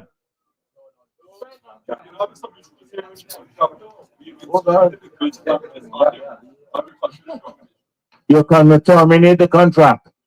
Well, then you'd have to get it out back because the residents are thing. They have to terminate the contract. If the guy is now working every day, we have maybe if you have 100 contractors, you have 80, 90 of them, or 90 would do their work, and 10 you got to terminate. They don't do their work. They do shoddy work and stuff. You got to run them down all the time. So please ensure, get the details from those people. Make sure that we talk to them. Okay. Yeah, one more thing. This is at the road at the back. Triumph Road Road at the back. right? From Latuan to go down there. Okay. Anyway, bottom line is that when the road finish, we need the water and the light. You all don't have water and light there? At the back there. And they got a bunch of people crowded at one residence. So they want to go out and this transport land. They want to separate like from. I don't understand. Like family they in one house, one set of people in one house. So if the road do urgently. So one set of people in one house and we might be close to one another. Okay, so people got land? They got a right through land. They don't want to go out there immediate urgent. They need a road. They need a road. I'm trying to find out what's the issue. So they don't have a road to go to the land? They already started the back road. They use it BV road. This road. But the road from BV to Triumph over. Okay, and you see, are you going to explain a bit more so I can explain? Right, yeah, go on. For you. Now we speaking about from Better for Walktail Road to Surratt Drive is a right to land. Yeah, right. Sure. So the family live to the front because there's only water and light at the front, which is better for walking access point. So from the back, remember they own right through the land. So they need access from the back. Oh, you mean a road? You want a road built there too? No, the same road that It's the same road? Right. Well, then if it's the same road, we dealt with that issue already. I thought it was another road you're talking Same about. road, but they It's the want same. water and light. Yes, well, you gotta look at it at the same time, yeah. And how many households would be there? You got about 90. 90, that's a lot. That's a lot. Then I thought maybe you said all 90 people living in one house? No, no, no, no. Because you said they live in one family there, so I said, No, you understand what I'm saying? yeah. I know. I'm trying to. You try to understand what I'm saying, though. Yeah. Anyway, they got 90 house lots. Yes, no, now I got it right. I got it now. When you 90 or more. yes, but then that's a lot of people. Now I got it. Yeah. All right, good. When we want the, Right. you want it, the people to spread out. Yes, I agree. Right. So when you say it's one lot, I thought maybe it was five, all of them living in one family, five households. But it's 90. If I got 5 children, all them live in one house. All right, It's okay. corruption. We're gonna look at it. Yeah. Right. Yes, okay. Next thing, you got one man tell me one day that he went to the the NDC, he did he went to court and he went to this and he went to that. He make me to know that backland there can't get light and water. He come the other day, my All right, the door with the man here. It's not you're telling me about what some man said. If it's state land, if the land is state land, it's not transported land and don't belong. It's transport land. It's transport land. All the land is transport land. No, I mean the road land, the land for the road. The road? It's a government road. Yeah, well then don't worry with that man. Don't waste my time with this stupid man. Yes, go yes. You're wasting my time. Yes, so. Yeah, go, yeah. Good evening. Yeah, good evening. Vice President. Yes. My name is Jeremiah Gunn, Yeah. national footballer. Also, at a young age, at tender age, I took the responsibility to, be the coach of Better for Acting as well until we fix this problem we have. Yes. Right? But I'm here listening, everyone concerned and so, but let me just list sort the main stuff that affecting the young footballers and cricketers, as you said. All right. This is what We need the rolling and smoothing of the playing surface immediately, right? We need some new bleachers. You need rehabilitation of it. Removing of these rotten poles with the light on. Even the lights ain't good to see. Only 3 on. new lights. Yeah, new lights.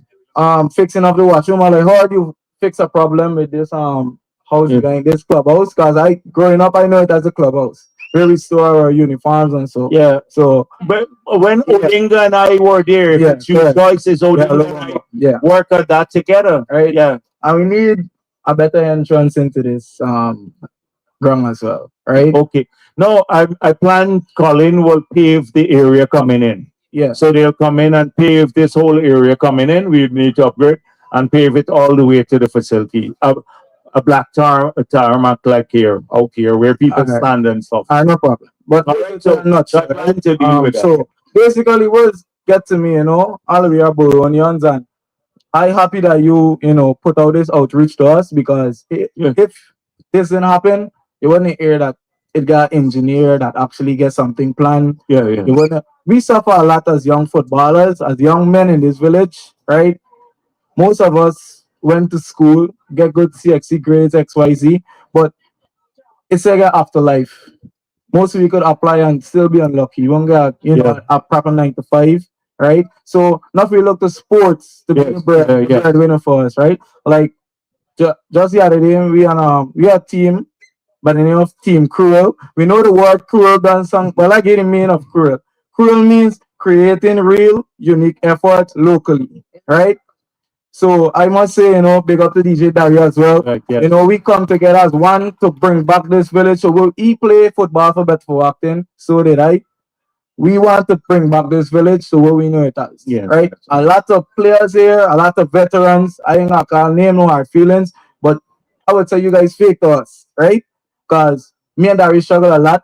and my friends as well coming out here to clean this ground as well. I must say thanks to Mr. Neville Cumberbatch, for helping us, he helped us a lot, right? This ground, you see these guys playing, they couldn't even do that a couple months ago, right? So all I'm begging for the ground to fix immediately, so we could actually see back BV playing football at the top level, getting up teams are talking a lot right now. So I feel No, it's impressive. I thought was the East Coast football, but it was individual work. it was all the teams were from BV. Yeah, so we invited guest players to spice it up, right? Okay. But you mentioned a cricket pitch. I know if Marlon out here, but we know about playing Marlon footballers versus cricketers and beating them. So we gotta fix it already. Right. Yes, yeah. But let me just, come as one. And you mentioned a group. Well, we formed a group, I think it's a couple of weeks ago, right? To help out. Put aside the NDC, we form another group, Right. At a grounds committee, whereby we would liaison with the NDC and make things, accurate. So your group, please come Yeah, no problem. on Yeah, no problem, Tuesday, right? And I must congratulate Omari and Jeremy Garrett. We just beat Barbados. She waiting on them next week again. Just beat Barbados in Barbados. Omari, my blood cousin, brother, you name it. Okay. Congratulations. The Okay, highest congrats. scorer Right.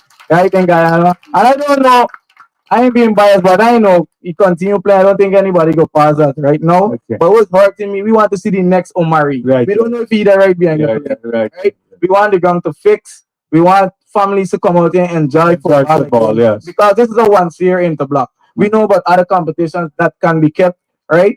People could come out and enjoy the various things. I know I'm speaking a lot about football, if you talk about Puri, the basketball, all these things, I know it's streamlined, but we wanted to fix immediately. Not Yes, just, yes. we're going to No.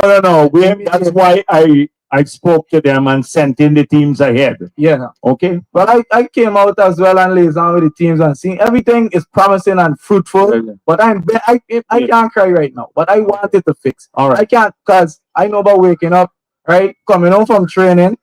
These guys will come, coach, man, we training. We can't train. Sometimes the gate locked, but we fix it. We have your own problem, right? I ain't come to throw up anybody here, but the person in this village don't like certain things if it ain't going through them, right? So I go through it, Yeah. right? I get that everywhere. Yes. Right? Yeah. I'm just begging that we look into. I see the sports minister here. I've went to him a couple of times, so Mr. Ramson. I will do anything. If I gotta stay home and come out here, I will. Right? No problem. Thank you. No, you're welcome. Welcome. Yeah. So. Good evening, all. Good evening. I'm Devon Wilson. So I wore many caps in BV. Firstly, I'm the president of the basketball club, right? So a few recommendations I have. The courts of itself needs to move from there because when it rains, it's a swamp. But is it because the drainage in the area is bad? No, the outskirts of the ground is low, especially over there. So you gotta. But what about that piece there? We own the land at the behind here too. Yes. We own this land here. But the recommended part was as soon as the end shot. No, from the piece that's dark here. How far it goes? Because we need to fill that up too. So the entire thing we need to fill all the way fence to fence and put in proper drainage. Yeah. So you can extend and because here at this end maybe we can look at either the court or put some of the bleachers at that end.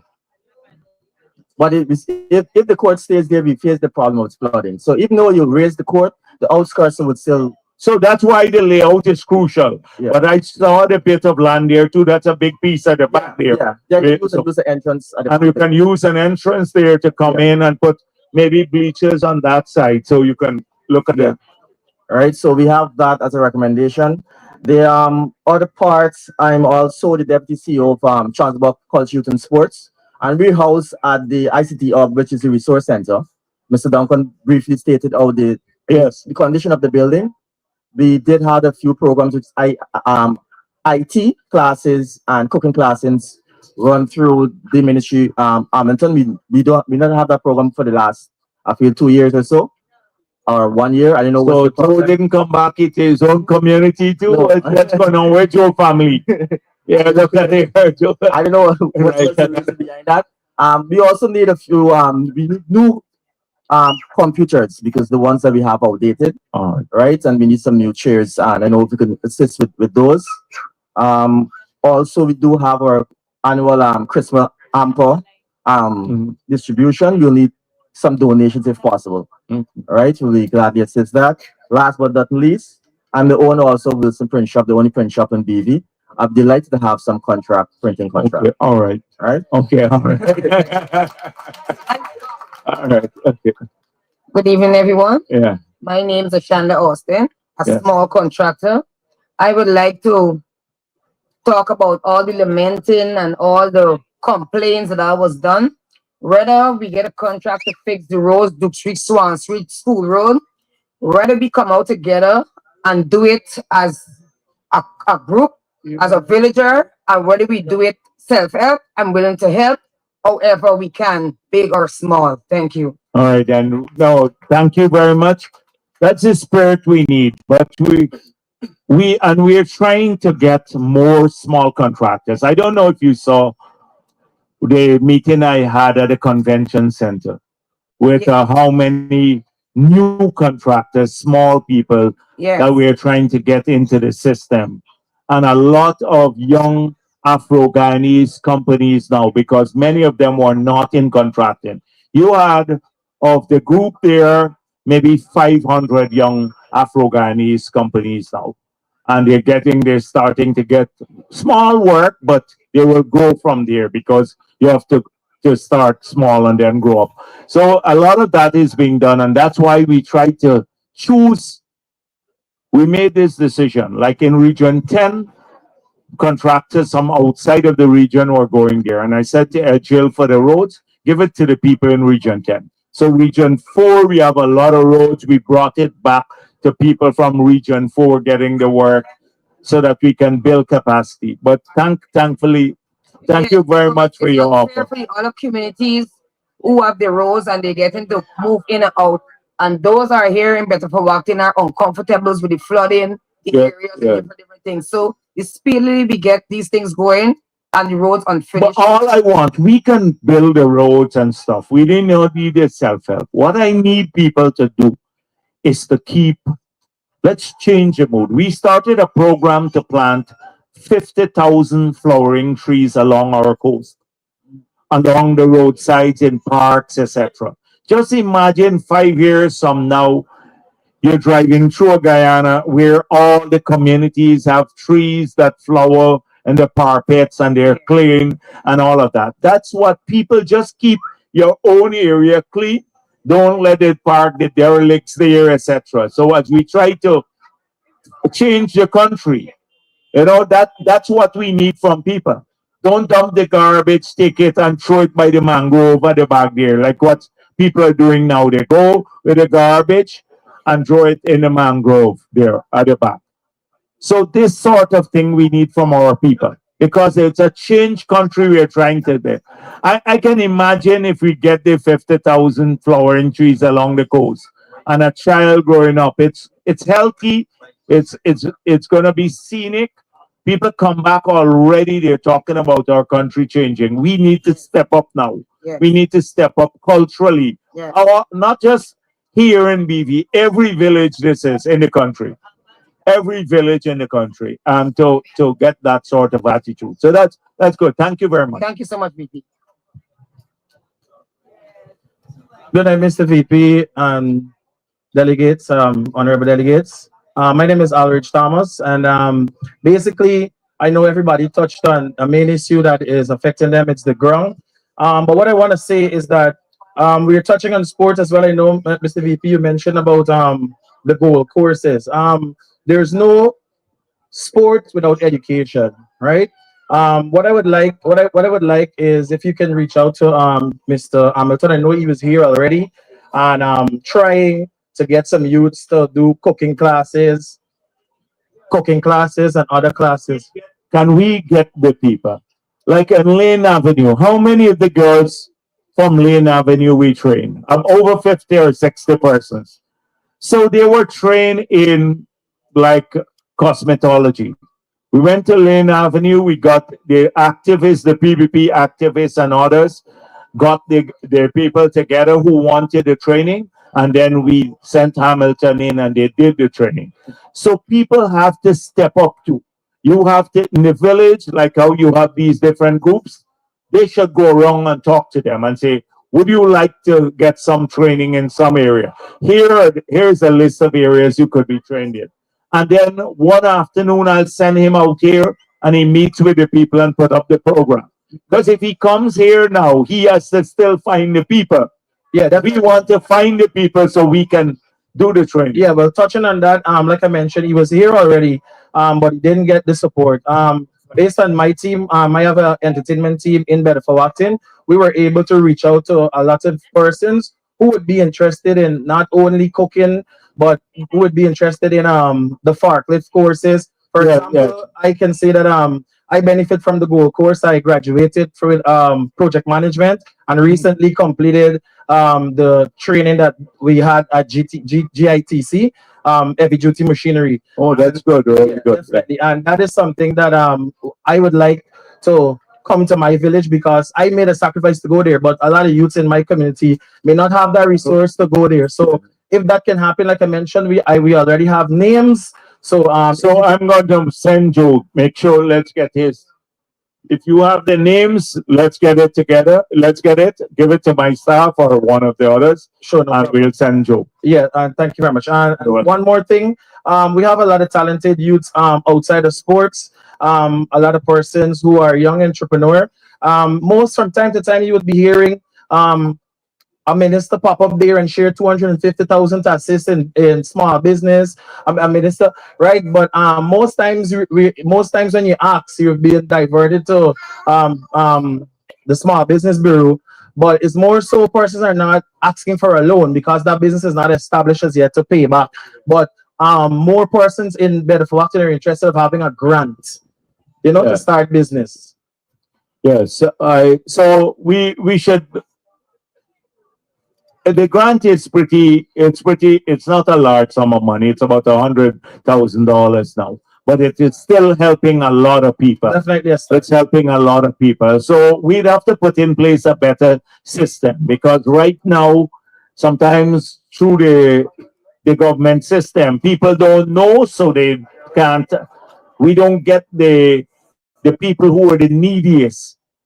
And also, you end up with people who may not be as needy as the others to develop a business, but they end up with a grant. So we need to better improve the system. Yeah, so we'll talk a bit about how we can get this done. No problem. Okay. Thank you very much. Yeah, please. Good night, everyone. I am from Plantawak. I'm the counselor for that area. And the trench is in a very terrible state. Where is this? Plantawak. Plantawak. Oh. Right down. All right. So let the NDIA look at this too, right? And the road at the middle You're need looking to at. fix. Huh? The road at the middle, it's broken. It need to fix there. What do you mean the road at the middle is broken? It's like half a hole there. It's slant way. It's like slant. So when the vehicle like driving, they're like lean down. Like the shoulders given away. The shoulders give. Like the same thing. Oh, the failing of the shoulders. Yeah. Guys, the same road. Yeah. You see this bit road here? That's happening here too. That's what we discussed earlier. And we need like a Hymac to clean the trench because the water. Yes, they will use a Hymac. Yeah. Or one of the big. Stagnated and it's very stink. Yeah. Due to the fact like how person mining pig, they were the man cleaning the trench. All of us are human. You can't go in the trench where the water is. No. Don't worry. The trench will be clean, right? That's why I have the people here. So the canal will be clean. We'd examine the road, but that requires much more work because you have to revet first, like here too. You can't fix that easy. You have to spend a lot of resources on revetting the side and then come back and fix the road because if it's spreading into the trench. Thank you so much. All right. Okay, the next person. Yes. So I'm going to talk about the lights just now. The other man who he promised 3 of the lights there. Never mind. Yeah, I hope you don't withdraw the lights now. That wait here. I hope you don't withdraw the lights, right? Go on, yeah. Okay, special good evening to the head table and Yeah. all fellow Baronians. One issue that, well, would have been repeated constantly is the drainage and irrigation. Now, growing up in the early 2000s, it used to seem to me like it used to be a self-help. However, with myself being a recently owning a small business, and many other Baronians, we would like to know, like, how can it be able for us to access these contracts? Because a lot of us are basically What blinded kind by of, like a small business, what kind of equipment you have? You have any equipment so far? it. Yes, only like small tools, not like heavy Or duty. not heavy duty? Because the work that they ask for here would require heavy duty equipment. So most likely we'd have to use our own equipment, right? NDIA equipment, heavy duty, but maybe later the maintenance, they rent trucks and stuff to, right, to move the stuff out. So if they have people who are renting trucks in the area, when they excavate, they need to move out the stuff that they excavate. So maybe you can get it registered with the NDIA. You can look at it. Talk to this, Lionel, right? Okay, we'll do such. Okay. Not only that, right? Just to, if you can actually explain, because a lot of us are basically blinded by how to be able to go about to get the maintenance, as I would have heard someone said, or any small contract will be able to benefit the community at Well, large. you saw what has happened. People make their own efforts. A lot of them bid. Bid. So if there is, it depends on roads. So like a lot of them bid. They were not getting the work when they were bidding because many are new and they don't have the experience or the equipment. So what we decided to do as a government, because we said we want more contractors and we want more Afro-Guyanese in contracting and small contractors. So we decided to go work based on rates. So you don't have to bid, because if they put in a bid, you have 50 people bidding for one work, and then Please repeat. You said we started the work on rates. I'll explain it. Okay, cool. So 50 persons bidding, so only one will get the contract. The person who bids the lowest, but probably has capacity to, lowest evaluated bidder. And that person may win 6 or 8 contracts because they will go through a bidding system. So how are we going to help the others? So we decided, like the roads now, to do roads, concrete roads. If we continue with asphalt road, only a few people can lay asphalt in the country. Correct. So the concrete roads, small contractors can do. So we're splitting the roads up into smaller lots worth maybe $10-12 million, and they each work on the basis of rates. So maybe a particular rate, say $3,000 per cubic feet, or something, per linear feet or cubic feet, square meter per square meter, just that. So they calculate the length of the road, how many square meters there, and the rate. And because of that, they didn't have to tender anymore. Everyone got a lot allocated to them. So in this region, you had over 900 small contractors who benefited from that. So they're starting off, your starting point should be put in a couple of bids, establish a record, and then register on this. So when the next round comes about, when we allocate, then you would already be in there. Okay, cool. Thank you. All right. Thank you very much for that information. 1, 2. So usually we're accustomed to seeing politicians only around election times, and this is a very good initiative that you guys would have taken to. Yeah, because this started a long time back, all the roads and stuff, you know. Cool. Yeah. So, next thing, the water. The water pressure is many times very low. Now, my mother lives pretty much mostly by herself. My brother visits from time to time. So with the low pressure of the water, it's not able to reach into the houses sometimes, and her house is a flat house. So I'm guessing like those elderly folks in the village that actually has high houses.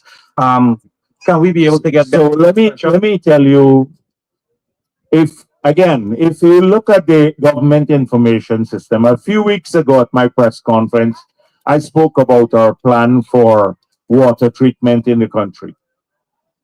How many new facilities we're building, the 12 new water treatment plants, 9 inline treatment plants to take the iron content out of the water because it's red. We just completed the upgrade of the plant at Bachelor's Adventure on the East Coast, so that's improving. But a lot of people also, the demand for water has gone up because the economy is expanding. And two, a lot of people cut the mains and stuff like that. I was in Blackbush Polder. The same thing came up with me. I found out that the farmers were cutting the main to run the water into their rice lands. The last night I was at Better Hope, they complain about the same thing, low water pressure in some other areas and stuff like that. So we're thinking now about all of our water that we supply the East Coast comes from wells. At Hope Canal, we are now the new canal that was built by the PP to take the water from the Conservancy right into the Atlantic to prevent flooding in Region 5 and also in Region 4. There's a lot of fresh water there. So we are thinking about putting up a massive water treatment plant to treat surface water now, like what we do in Georgetown to supply a bulk of Georgetown. The Lama Canal comes down here, and we treat the surface water for the bulk of Georgetown's water. So at Hope, if we do that, we can have millions of gallons of water treated that we can pump into the system to not just raise pressure, but quality. Because we don't have to take the water from the wells, which is contaminated with the iron. You know, when we grew up, we used to let the water settle and the iron at the bottom. Or put a cloth over it, and that's how we grew up with the iron content. So that's the plan there for the Hope Canal, to put a massive treatment plant next to that to treat surface water now rather than underground water. And in any case, the underground water, we have a saline intrusion because we're so close to the sea that the salt is intruding into our water table. So eventually we'd have to address this by treating surface water. So that's what we're working on to improve this stuff. Okay, and thank you very much for that You're information. And lastly, a lot of youth yeah, go ahead. Sorry, a lot of youths like myself would like to be a part of the PPP party. Okay. So yeah, no, that's good. Yeah, I love that. Yeah, you know, that's music to the ear. As head of the PVP, that's music to my ear. As general secretary, right? So we don't We need to have a group. When people come to us, you know, for a long time we suffered for years because people say, oh, the PP is racist. That's the only thing they complain about the PP, racist. And we're the only party that has sought to work to bring people together. You look at our ranks, we have strong party groups in Linden. In New Amsterdam, in the last elections, we nearly won New Amsterdam. One more seat we would have tied. In Georgetown, we expanded. We won in Madia. We won in Bartica. We won in Letem, where APNU was dominating. Because people see when you come to us, you're part of our family. It's not about race. We push our people. We want them not to be victims. We want them to be progressive. We want them to own things. You must own a piece of land, a house, get a nice job. We don't tell them every day, oh, you're going to be discriminated against, because that's a self-fulfilling prophecy. If you say that to people over and over again, they will never apply for the scholarship. APNU said to the people, this girl, or what Ferguson said, don't apply for the gold scholarship. You're never going to get it under this racist government. Well, more than half of the people who are studying are Afro-Guyanese, studying paid for fully by the government on a scholarship program from gold since we got back into office. Yes. And that's 15,000 people. You gave 1,000 scholarships in 5 years, and you didn't want people to apply. The same thing with house lots. House lots. Look at Linden. Linden is a APNU stronghold. In 5 years, not a single house lot to ordinary people. Guess who got the land in Linden? The Figueres, Amanza Walton and her family. Lowenfield got 216 acres of land, the chief elections officer. We have to now buy the land back from a private person to do 1,400 house lots for people in Linden, and that's their stronghold. When we people work, we work for development or a country. That's what we are patriotic in there, and so welcome, and you don't have to join PPP to be part of our family. You can just come in and be progressive, and I want to make sure we reach out to this man, the young guy, right before we leave, to make sure that you become part of the family. Professor over there, you apply online, and the head guy is the Nigerian. This guy is very bright. He was the vice chancellor of the University of Guyana. I can send him in BV here, and he can meet with people. He can come with Joe. He can come with Joe at the same time and could have a discussion among young people. Yeah, for the scholarship too. He runs the program. All right. Yeah, please. Good evening, members of the table. Yes. All right. Thank you. Welcome to the VP. All right. I am here actually to ask for some assistance for they have a tennis club that is training at the BV community primarily, which table tennis, and it is run partially by the police. Oh, okay. Right? I am happy to say to you that 3 of the persons that won gold medal at the IGG, the last IGG, the Inter-Guyana Games, yes, were from BV. Good. So the police are running this? Yes, the police is assisting. The man is not police, he's a fireman, right? I think he. Right. He's a fire, but the police assisting. Yes. Okay. And I would like to ask for more assistance. Like what more assistance would you like need? Like tennis balls and okay. New facilities. Right. We can do that because we can get some of the you would have the tables and stuff. So maybe next Tuesday we can get it to them when you come here and with some of the facilities. But if we fix back on the ground, the community centers and stuff, that's when we can put better facilities. No, but they're presently training at the school. And that's good enough. And that's good enough. Then you will get more tables and balls and stuff like that. They have enough space. All right, then that's good. To accommodate. So bring them back Tuesday and let Charles bring the gears for them. Okay? Very well. Okay, then. All right. Tuesday afternoon at 5 o'clock. Yes.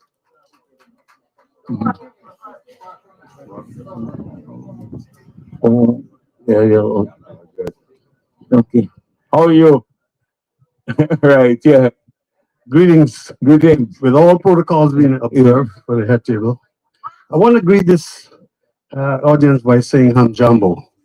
This is Swahili. Your reply should be Atujambo. Hamjambo. My name is Mboya Wood and I'm from Boxon. The reason I'm last in this line is because I didn't want to pope. You're not poping, we're home.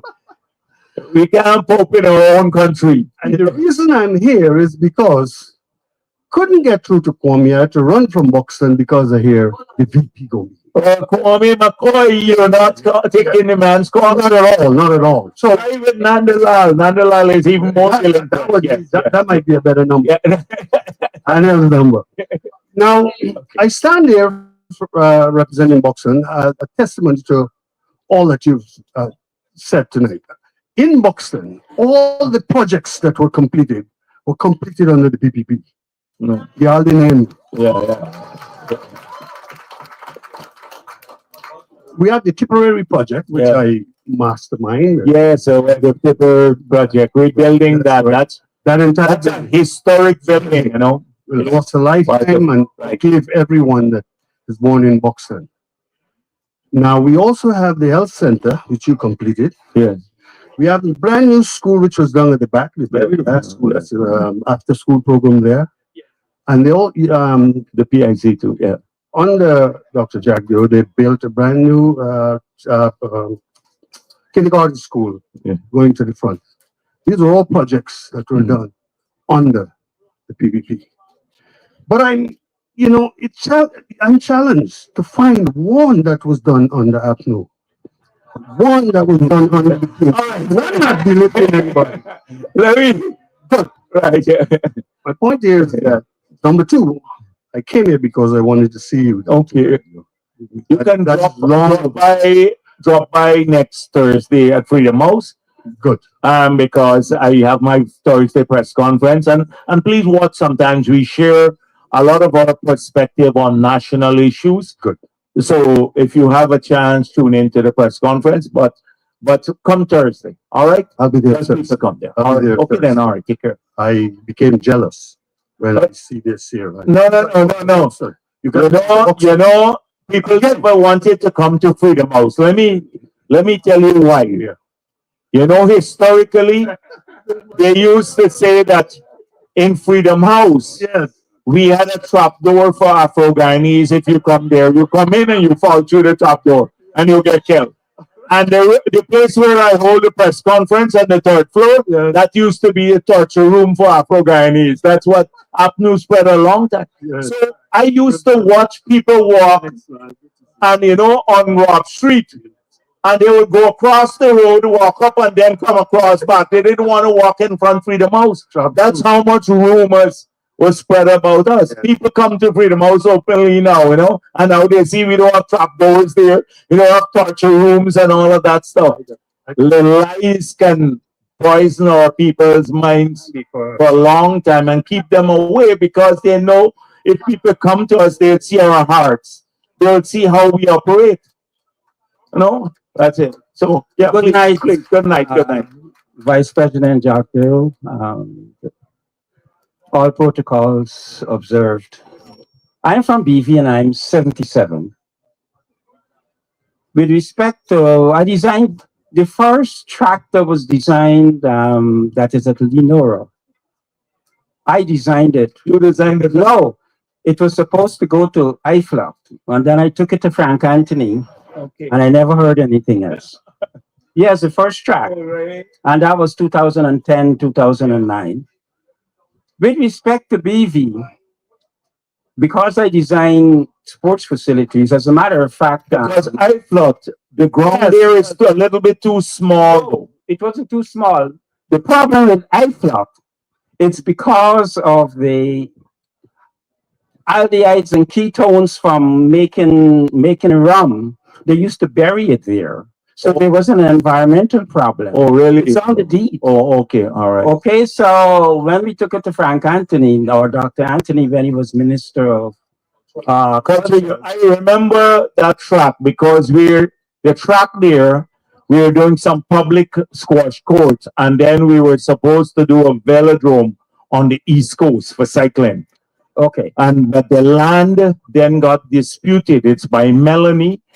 Okay. And north of Melanie, that area, someone got the private land. What? Cecil and Baird, right? And that's how that project got stalled, this velodrome. But we didn't have much money at that time. Okay. Go on. Yes, go on. What I'm suggesting is that we can try to put a track around there, because BV produced some national athletes. You had from Cranston Gittins and Colin Boyce, and then we have Alicia Fortune over the years. So the fact is that we can put a track around and put a football field in the middle. But you can't exercise, because it might be a little. How many meters were there if you go in a circle here? How many meters? A 400 meter? You would get 400 meters? We think we can fit it. We were trying to, but the school But the school, But you have to have stand. You see, with a track, you have to have yeah, bleachers. bleachers and all of Yeah. that. Nice, Yes, nice yes, ones. yes, nice bleachers. Because this looks a bit tight here, you know, to get a track in with 400 meters around. We can measure it. Well, let's measure. Let's look at it. Yes, let's look at it. But I don't want to slow down on the What upgrade you of the can do football. some other infrastructure work as you take a look at Yes, overall. I agree. Because drainage, I'm a drainage engineer. I'm an engineer. The fact is that one has to take a closer look at the height of the water in the trenches around. Well, that's true. And that's another problem. Now, with respect to the roads, and because of a number of vehicles coming into the country, if you go down there, there's hardly any room for us to drive during the evenings. And because of the way in which the villages were laid out from plantation, I am suggesting that we fill the trenches and put pipes and we make them like boulevards to accommodate not only the traffic, but environmentally it would be more, it would be sound. So let me tell you, on that initiative, we're working with the King's Foundation to explore exactly that in Georgetown. So to concrete or put in massive pipes where the canals are, overlay them or cover the canals, and make a cycling track and walking lanes in the city as part of our beautification program. I'm also working on upgrading the zoo and the botanical garden, but it's a different concept if I had a consultation on that. So we want to start with the city, but ultimately we have to do this. To get the water out though, remember we're below sea level. We can't wait, and with variable weather patterns now. For example, in the past, in the month of January, we will probably average about 7 inches of rainfall. In a single night, we can get 10 inches of rainfall now. What you'll get in a whole month, you get in one night. The drainage system is designed to take 2 inches, like in Georgetown, when it was perfect, when it had all the canals which were filled in, to take 2 inches in 24 hours. So once you get 10 inches, it starts accumulating. That's why we're putting in pumping capacity. So it has to be carefully studied to ensure that it doesn't complicate flooding and all of that.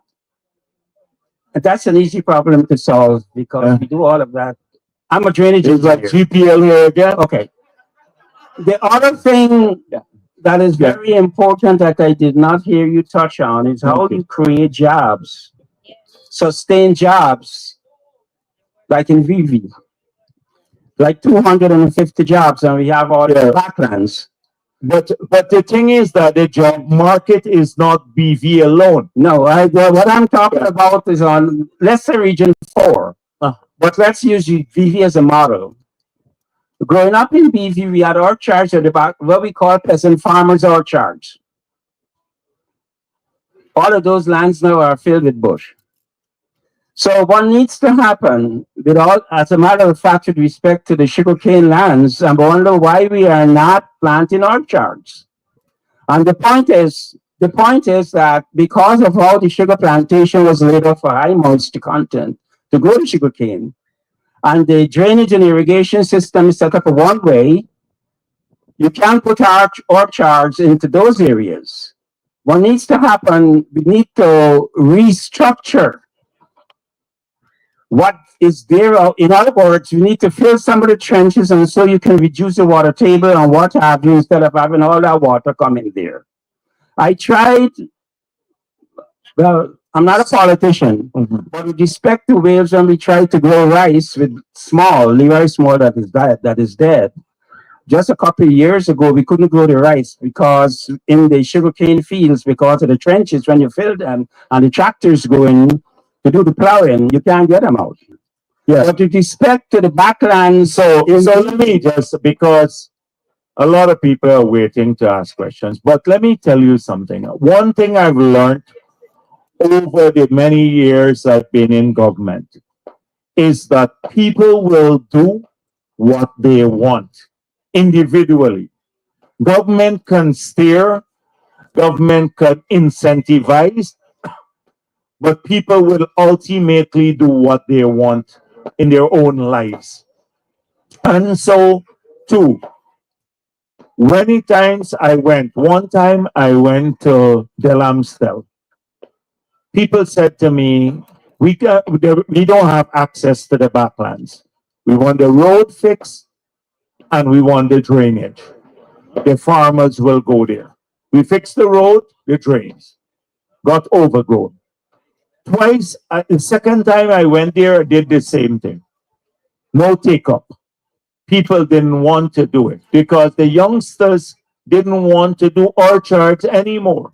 In any case, to do an orchard, you have to process the fruit, whatever you get from our orchard, or have already market.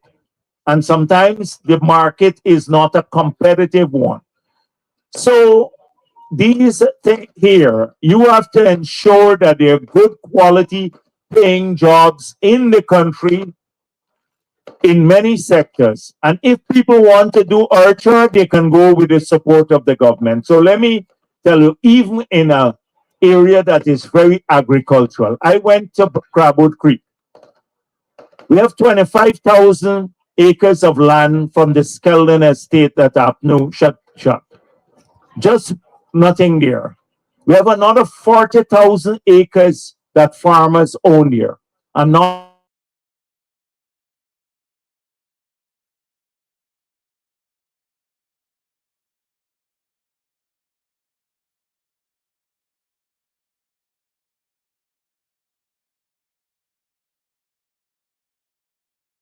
material. I remember in the past that was so. So where are the jobs going to come from for young people? For example, right now we're trying to grow in the non-oil economy. The 9 hotels will get 4,000 new jobs. We're moving on ICT, and in a more advanced level, we believe another 5,000 jobs will come from that sector. There are many other areas. The local content law that we passed, that we pushed APNU to pass, forces the oil and gas companies now to employ Guyanese and to also procure from Guyanese. There's 700 million US dollars that are going to Guyanese businesses. They can't, an oil company now can't rent a property from a foreigner. They have to only rent it from Guyanese. If they rent it from a foreigner, they're in trouble. The law makes it illegal. They used to hire security services from abroad. Now you can only hire from Guyanese. Food, a whole range, cleaning services. That's by law. So I agree that orchards and these things may be nice ideas, but people will do what they want. Look at the backlands in Boston. Excuse me, Dr. Jagdeo, what I'm saying, agriculture have food security problems. Yeah. In turn, I'm an agriculturist. Yeah.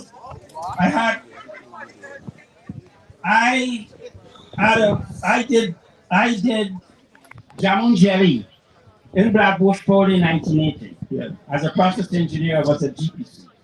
So what I'm telling you is that the lands there, in terms of processing, that's where the money is going to be. Yes, but it will compete food, agriculture and food like in the US and Canada. Yeah, but it competes. Yes, but we have the land, we have good lands.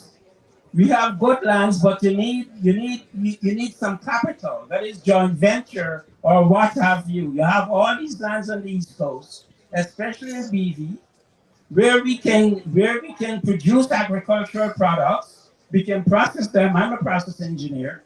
But the point is, what I'm trying to tell you is that I'm not seeing you saying that we're going to create jobs through agricultural development.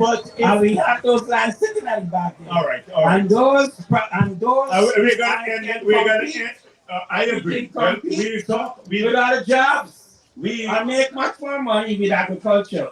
Okay. So let me just say to you that if you look at what we have said about agriculture, please follow. Because tonight I don't want to repeat. So I said, for example, we have laid out a program for agricultural development in the country. For agriculture to compete internationally and outcompete other places, it has to be done at scale. So please give me a chance. Yes. So in the intermediate savannas, now we are growing corn and soya. In another 3 years, we become self-sufficient in corn and soya for livestock industry. 2, we've just brought in a tissue culture lab to do 4 million plants per year because our nurseries are generating 30,000. So 4 million plants per year, a second tissue culture lab. We're now improving the breeding stocks for all of our animals, from pig rearing to cattle rearing. So if you look, I don't want to go into all that we're doing. I understand all of that, but what I'm trying to tell you with respect to creating jobs in the villages, if we can get some money and a plan, you will produce. As a matter of fact, I'll tell you this. You may not know this. When Dr. Jagdeo opened Blackbush Pole in 1959, you will not know this because I worked in the lab at Monterey for a number of years.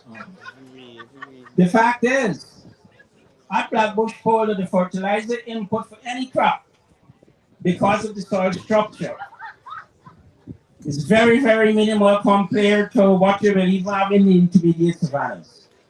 I understand because we did all the testing for almost all of the intermediate savannas. And the fact is that we can produce products to be competitive if we do it properly, because of the type of soils we have that can grow almost anything at competitive prices, and the production can be and the quality can be. Okay, so we'll continue this conversation. I'm just leaving. We'll continue it, right? All right. Let us meet and continue. One point I'd make when then and this. So I respect all the work and knowledge that you have over the years and stuff, but the system has changed. For example, the lettuce romaine salad. The foreigners are coming here now, and their diet is different. They eat dessert and they want salads and all of that. We eat our main rice or meat and all of that. So in a hydroponic farm that is 2 acres in size, we can supply all the romaine lettuce for the entire national demand because of the high level of productivity. If we had to grow that in the farms, we'd have to grow it on tens of or maybe hundreds of acres. So farming has changed. They've now moved to vertical farming. Like the potato, they grow it in vertical farms now where they have space. High level. Yes, right. So that. I am a food engineer, I'm a research engineer, so please stop. All the things that you're saying, I'm familiar with. All right, okay, so that's what I'm telling you. Life has changed since that period, yeah. Okay. Okay, I'll let you read to Minister of Agriculture. Okay. He wouldn't speak with you? Well, I would arrange for you to meet him. All right. I will arrange for you to meet. When the government came into power, I master planned 10 regions, 143 new factories. I wanted to talk to them. All right. You bring that to me next week, and I look through your 143 factories that you have. Right, bring it to me. Right, okay. Bring it to me next week. Let me get his number. All right, here's young lady now. I know it's a long wait, but please, we're not going anywhere. And the pastor wouldn't mind if you go to church tomorrow. Right? Yeah. Hey, this man, listen. You see Joe, brother? Early the man come with the red. Now he turned to green. Wrong top here. won't talk my ear, boy. Just say, you not go to the road, he talk and then he walk around the village and agree. Yeah, yeah. But yes, you can't go, yes, go out here. Yes, yes.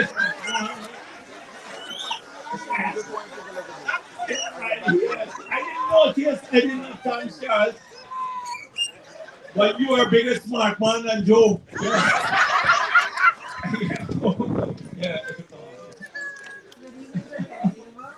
Yeah. I have a concern that as a healthcare worker, as a nurse, Yes. um, since 2021, when the Honorable Frank? no, not the Irfan Ali. Oh. Yes, he made an announcement about we had a significant increase in our salary. Since Yes. then, we have been facing salary disparities, seeing persons with junior ranks being paid more than persons with senior ranks. A young lady came to Better Hope from Buxton yesterday, and she told me about the classification, that there was a classification issue. So some of them, when we announced the increase, because significant increase for healthcare workers based on new categories, this is outside the across the board increase. They were not the nomenclature. They were named differently, although they do the same work. So if it's a similar problem, please, I have to deal with it. Give them your name and number and I'll check it out. Okay? Give my staff your I name. don't know if it's a similar problem, but Where you work? Where do you work? Which? GKC. But it's not only nurses, it's in pharmacy. Yes, all the nomenclature. Here's some environmental officer. So a lot of persons are being paid more, and this is Public health. almost 2 years now. We have not received our retracted from that. Okay, because some people got it. You see, what we wanted to do was the skilled people. Most of the skilled people, we wanted them to get a big increase. And then, but then the Ministry of Health had to say which are comparable positions. For example, when we look through that thing, if you were a nurse hired by the GPHC, your salary was one level. If you were hired by the ministry, it's another level. And if you're hired by the region, it's the third set of salary. So the same nurses, same skill, but three different wage structures. So we unified all of those to ensure wherever the nurses are, they get the same salary. But sometimes we had the ministry do that exercise for us. So we look into it. All right? Okay. Another question, any hint on the non the police and so anybody apart from the joint services, any hint about our bonus?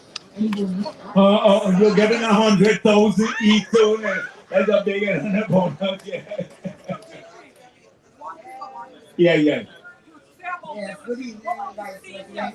All right. You asked me about the seniors. You want me to say something about the team? A gym for the seniors? All right. But you see, gyms and stuff should be done by private people too, because that's a business venture. They can do a small gym in the area, charge a fee, and get people to go and exercise, right? But what about seniors? Let me tell you one promise we made. We said we will restore the water subsidy and the electricity subsidy. We did that because APNU took those away. And we will double old age pension in the 5 years. When we started off, it was 20,005 in 2020. This year, it's 36,000 per month. Next year, it goes to 41,000 per month. So every pensioner will get 41,000 per month from next year. And this costs us $20 billion more every year to pay that increase because we have 74,000 pensioners. So that's the sort of thing. But let me go back here. Yes, there is it there. Yes, good evening, Vice President. Good evening. Yes. I'm Mari's mother. And Yeah. he doesn't make history last night. He made history before. I don't know if you were aware of it, when he received 2 trophies from overseas for the most goal scorer and the best youngest player of the cup. Now, I'm asking, what are you going to do for him? Yeah. Country and a person from So earlier this week, another footballer came to see me with his mom. So maybe let's meet.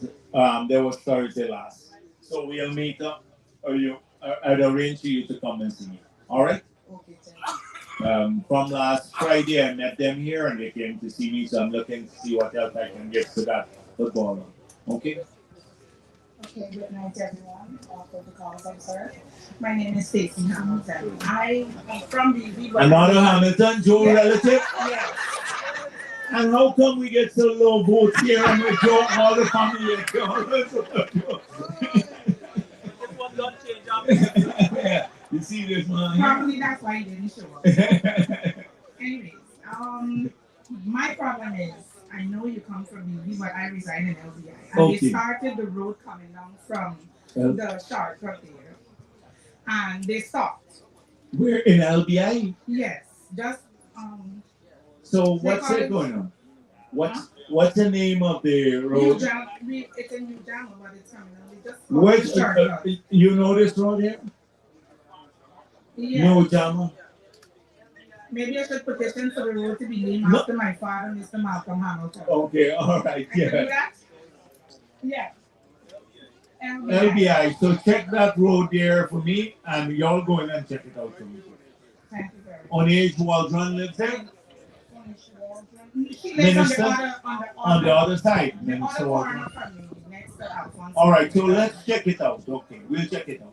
Okay, good. I also have a small business, and in case you guys are looking for contractors and electricians to put up the lights in BB or in Elmhurst. You put it up on time and stuff like that. Of course, so I'm petitioning for that.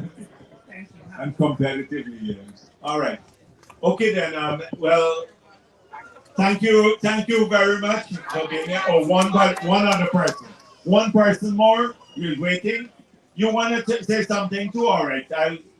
I'll give them the two of them. I'm not gonna leave until. Please go on. But VP, you said you have all night. Yes. But these people, I know public servants, you go a lot of them, they're hungry there and stuff like that. They're watching me all the time. And they want to go to Guy Expo too. Yeah. So, all right. Thank you very much. I live at Republic Drive, opposite the Vimini, going to the seawall. Have been living there for maybe 45, 46 years. Where I live, there was the government reserve drainage system, which we call a trench. My fence here, this is the trench, my fence, and the other people who live at the back of their fence. But over the years, what they have done, they filled that trench up with their garbage and removed their fence from here and put it to my fence here. So as a result, I have no drainage system in my land. All right, let me have someone go and examine it to see what we could do. Thank you. Which NDC? What about the NDC? You reported? I met the chairman of the NDC here, and she's more or less my neighbor. And I reported it to her several times. All right. And nothing has happened. It's getting worse. All right, let me have someone check it out. Okay. Thank you very much. Thank you very much, VP. Yes, please, this gentleman. Good night. Good night. Mr. Vice President. Actually, I'm glad I'm here tonight. I'm not living up here. I'm living in the Swan. I'm in the community. A long time ago. Swan. Oh. Yeah, a Swan. Right? And we did some road, the government. This is Conway, yeah? Swan. Yeah, in Swan.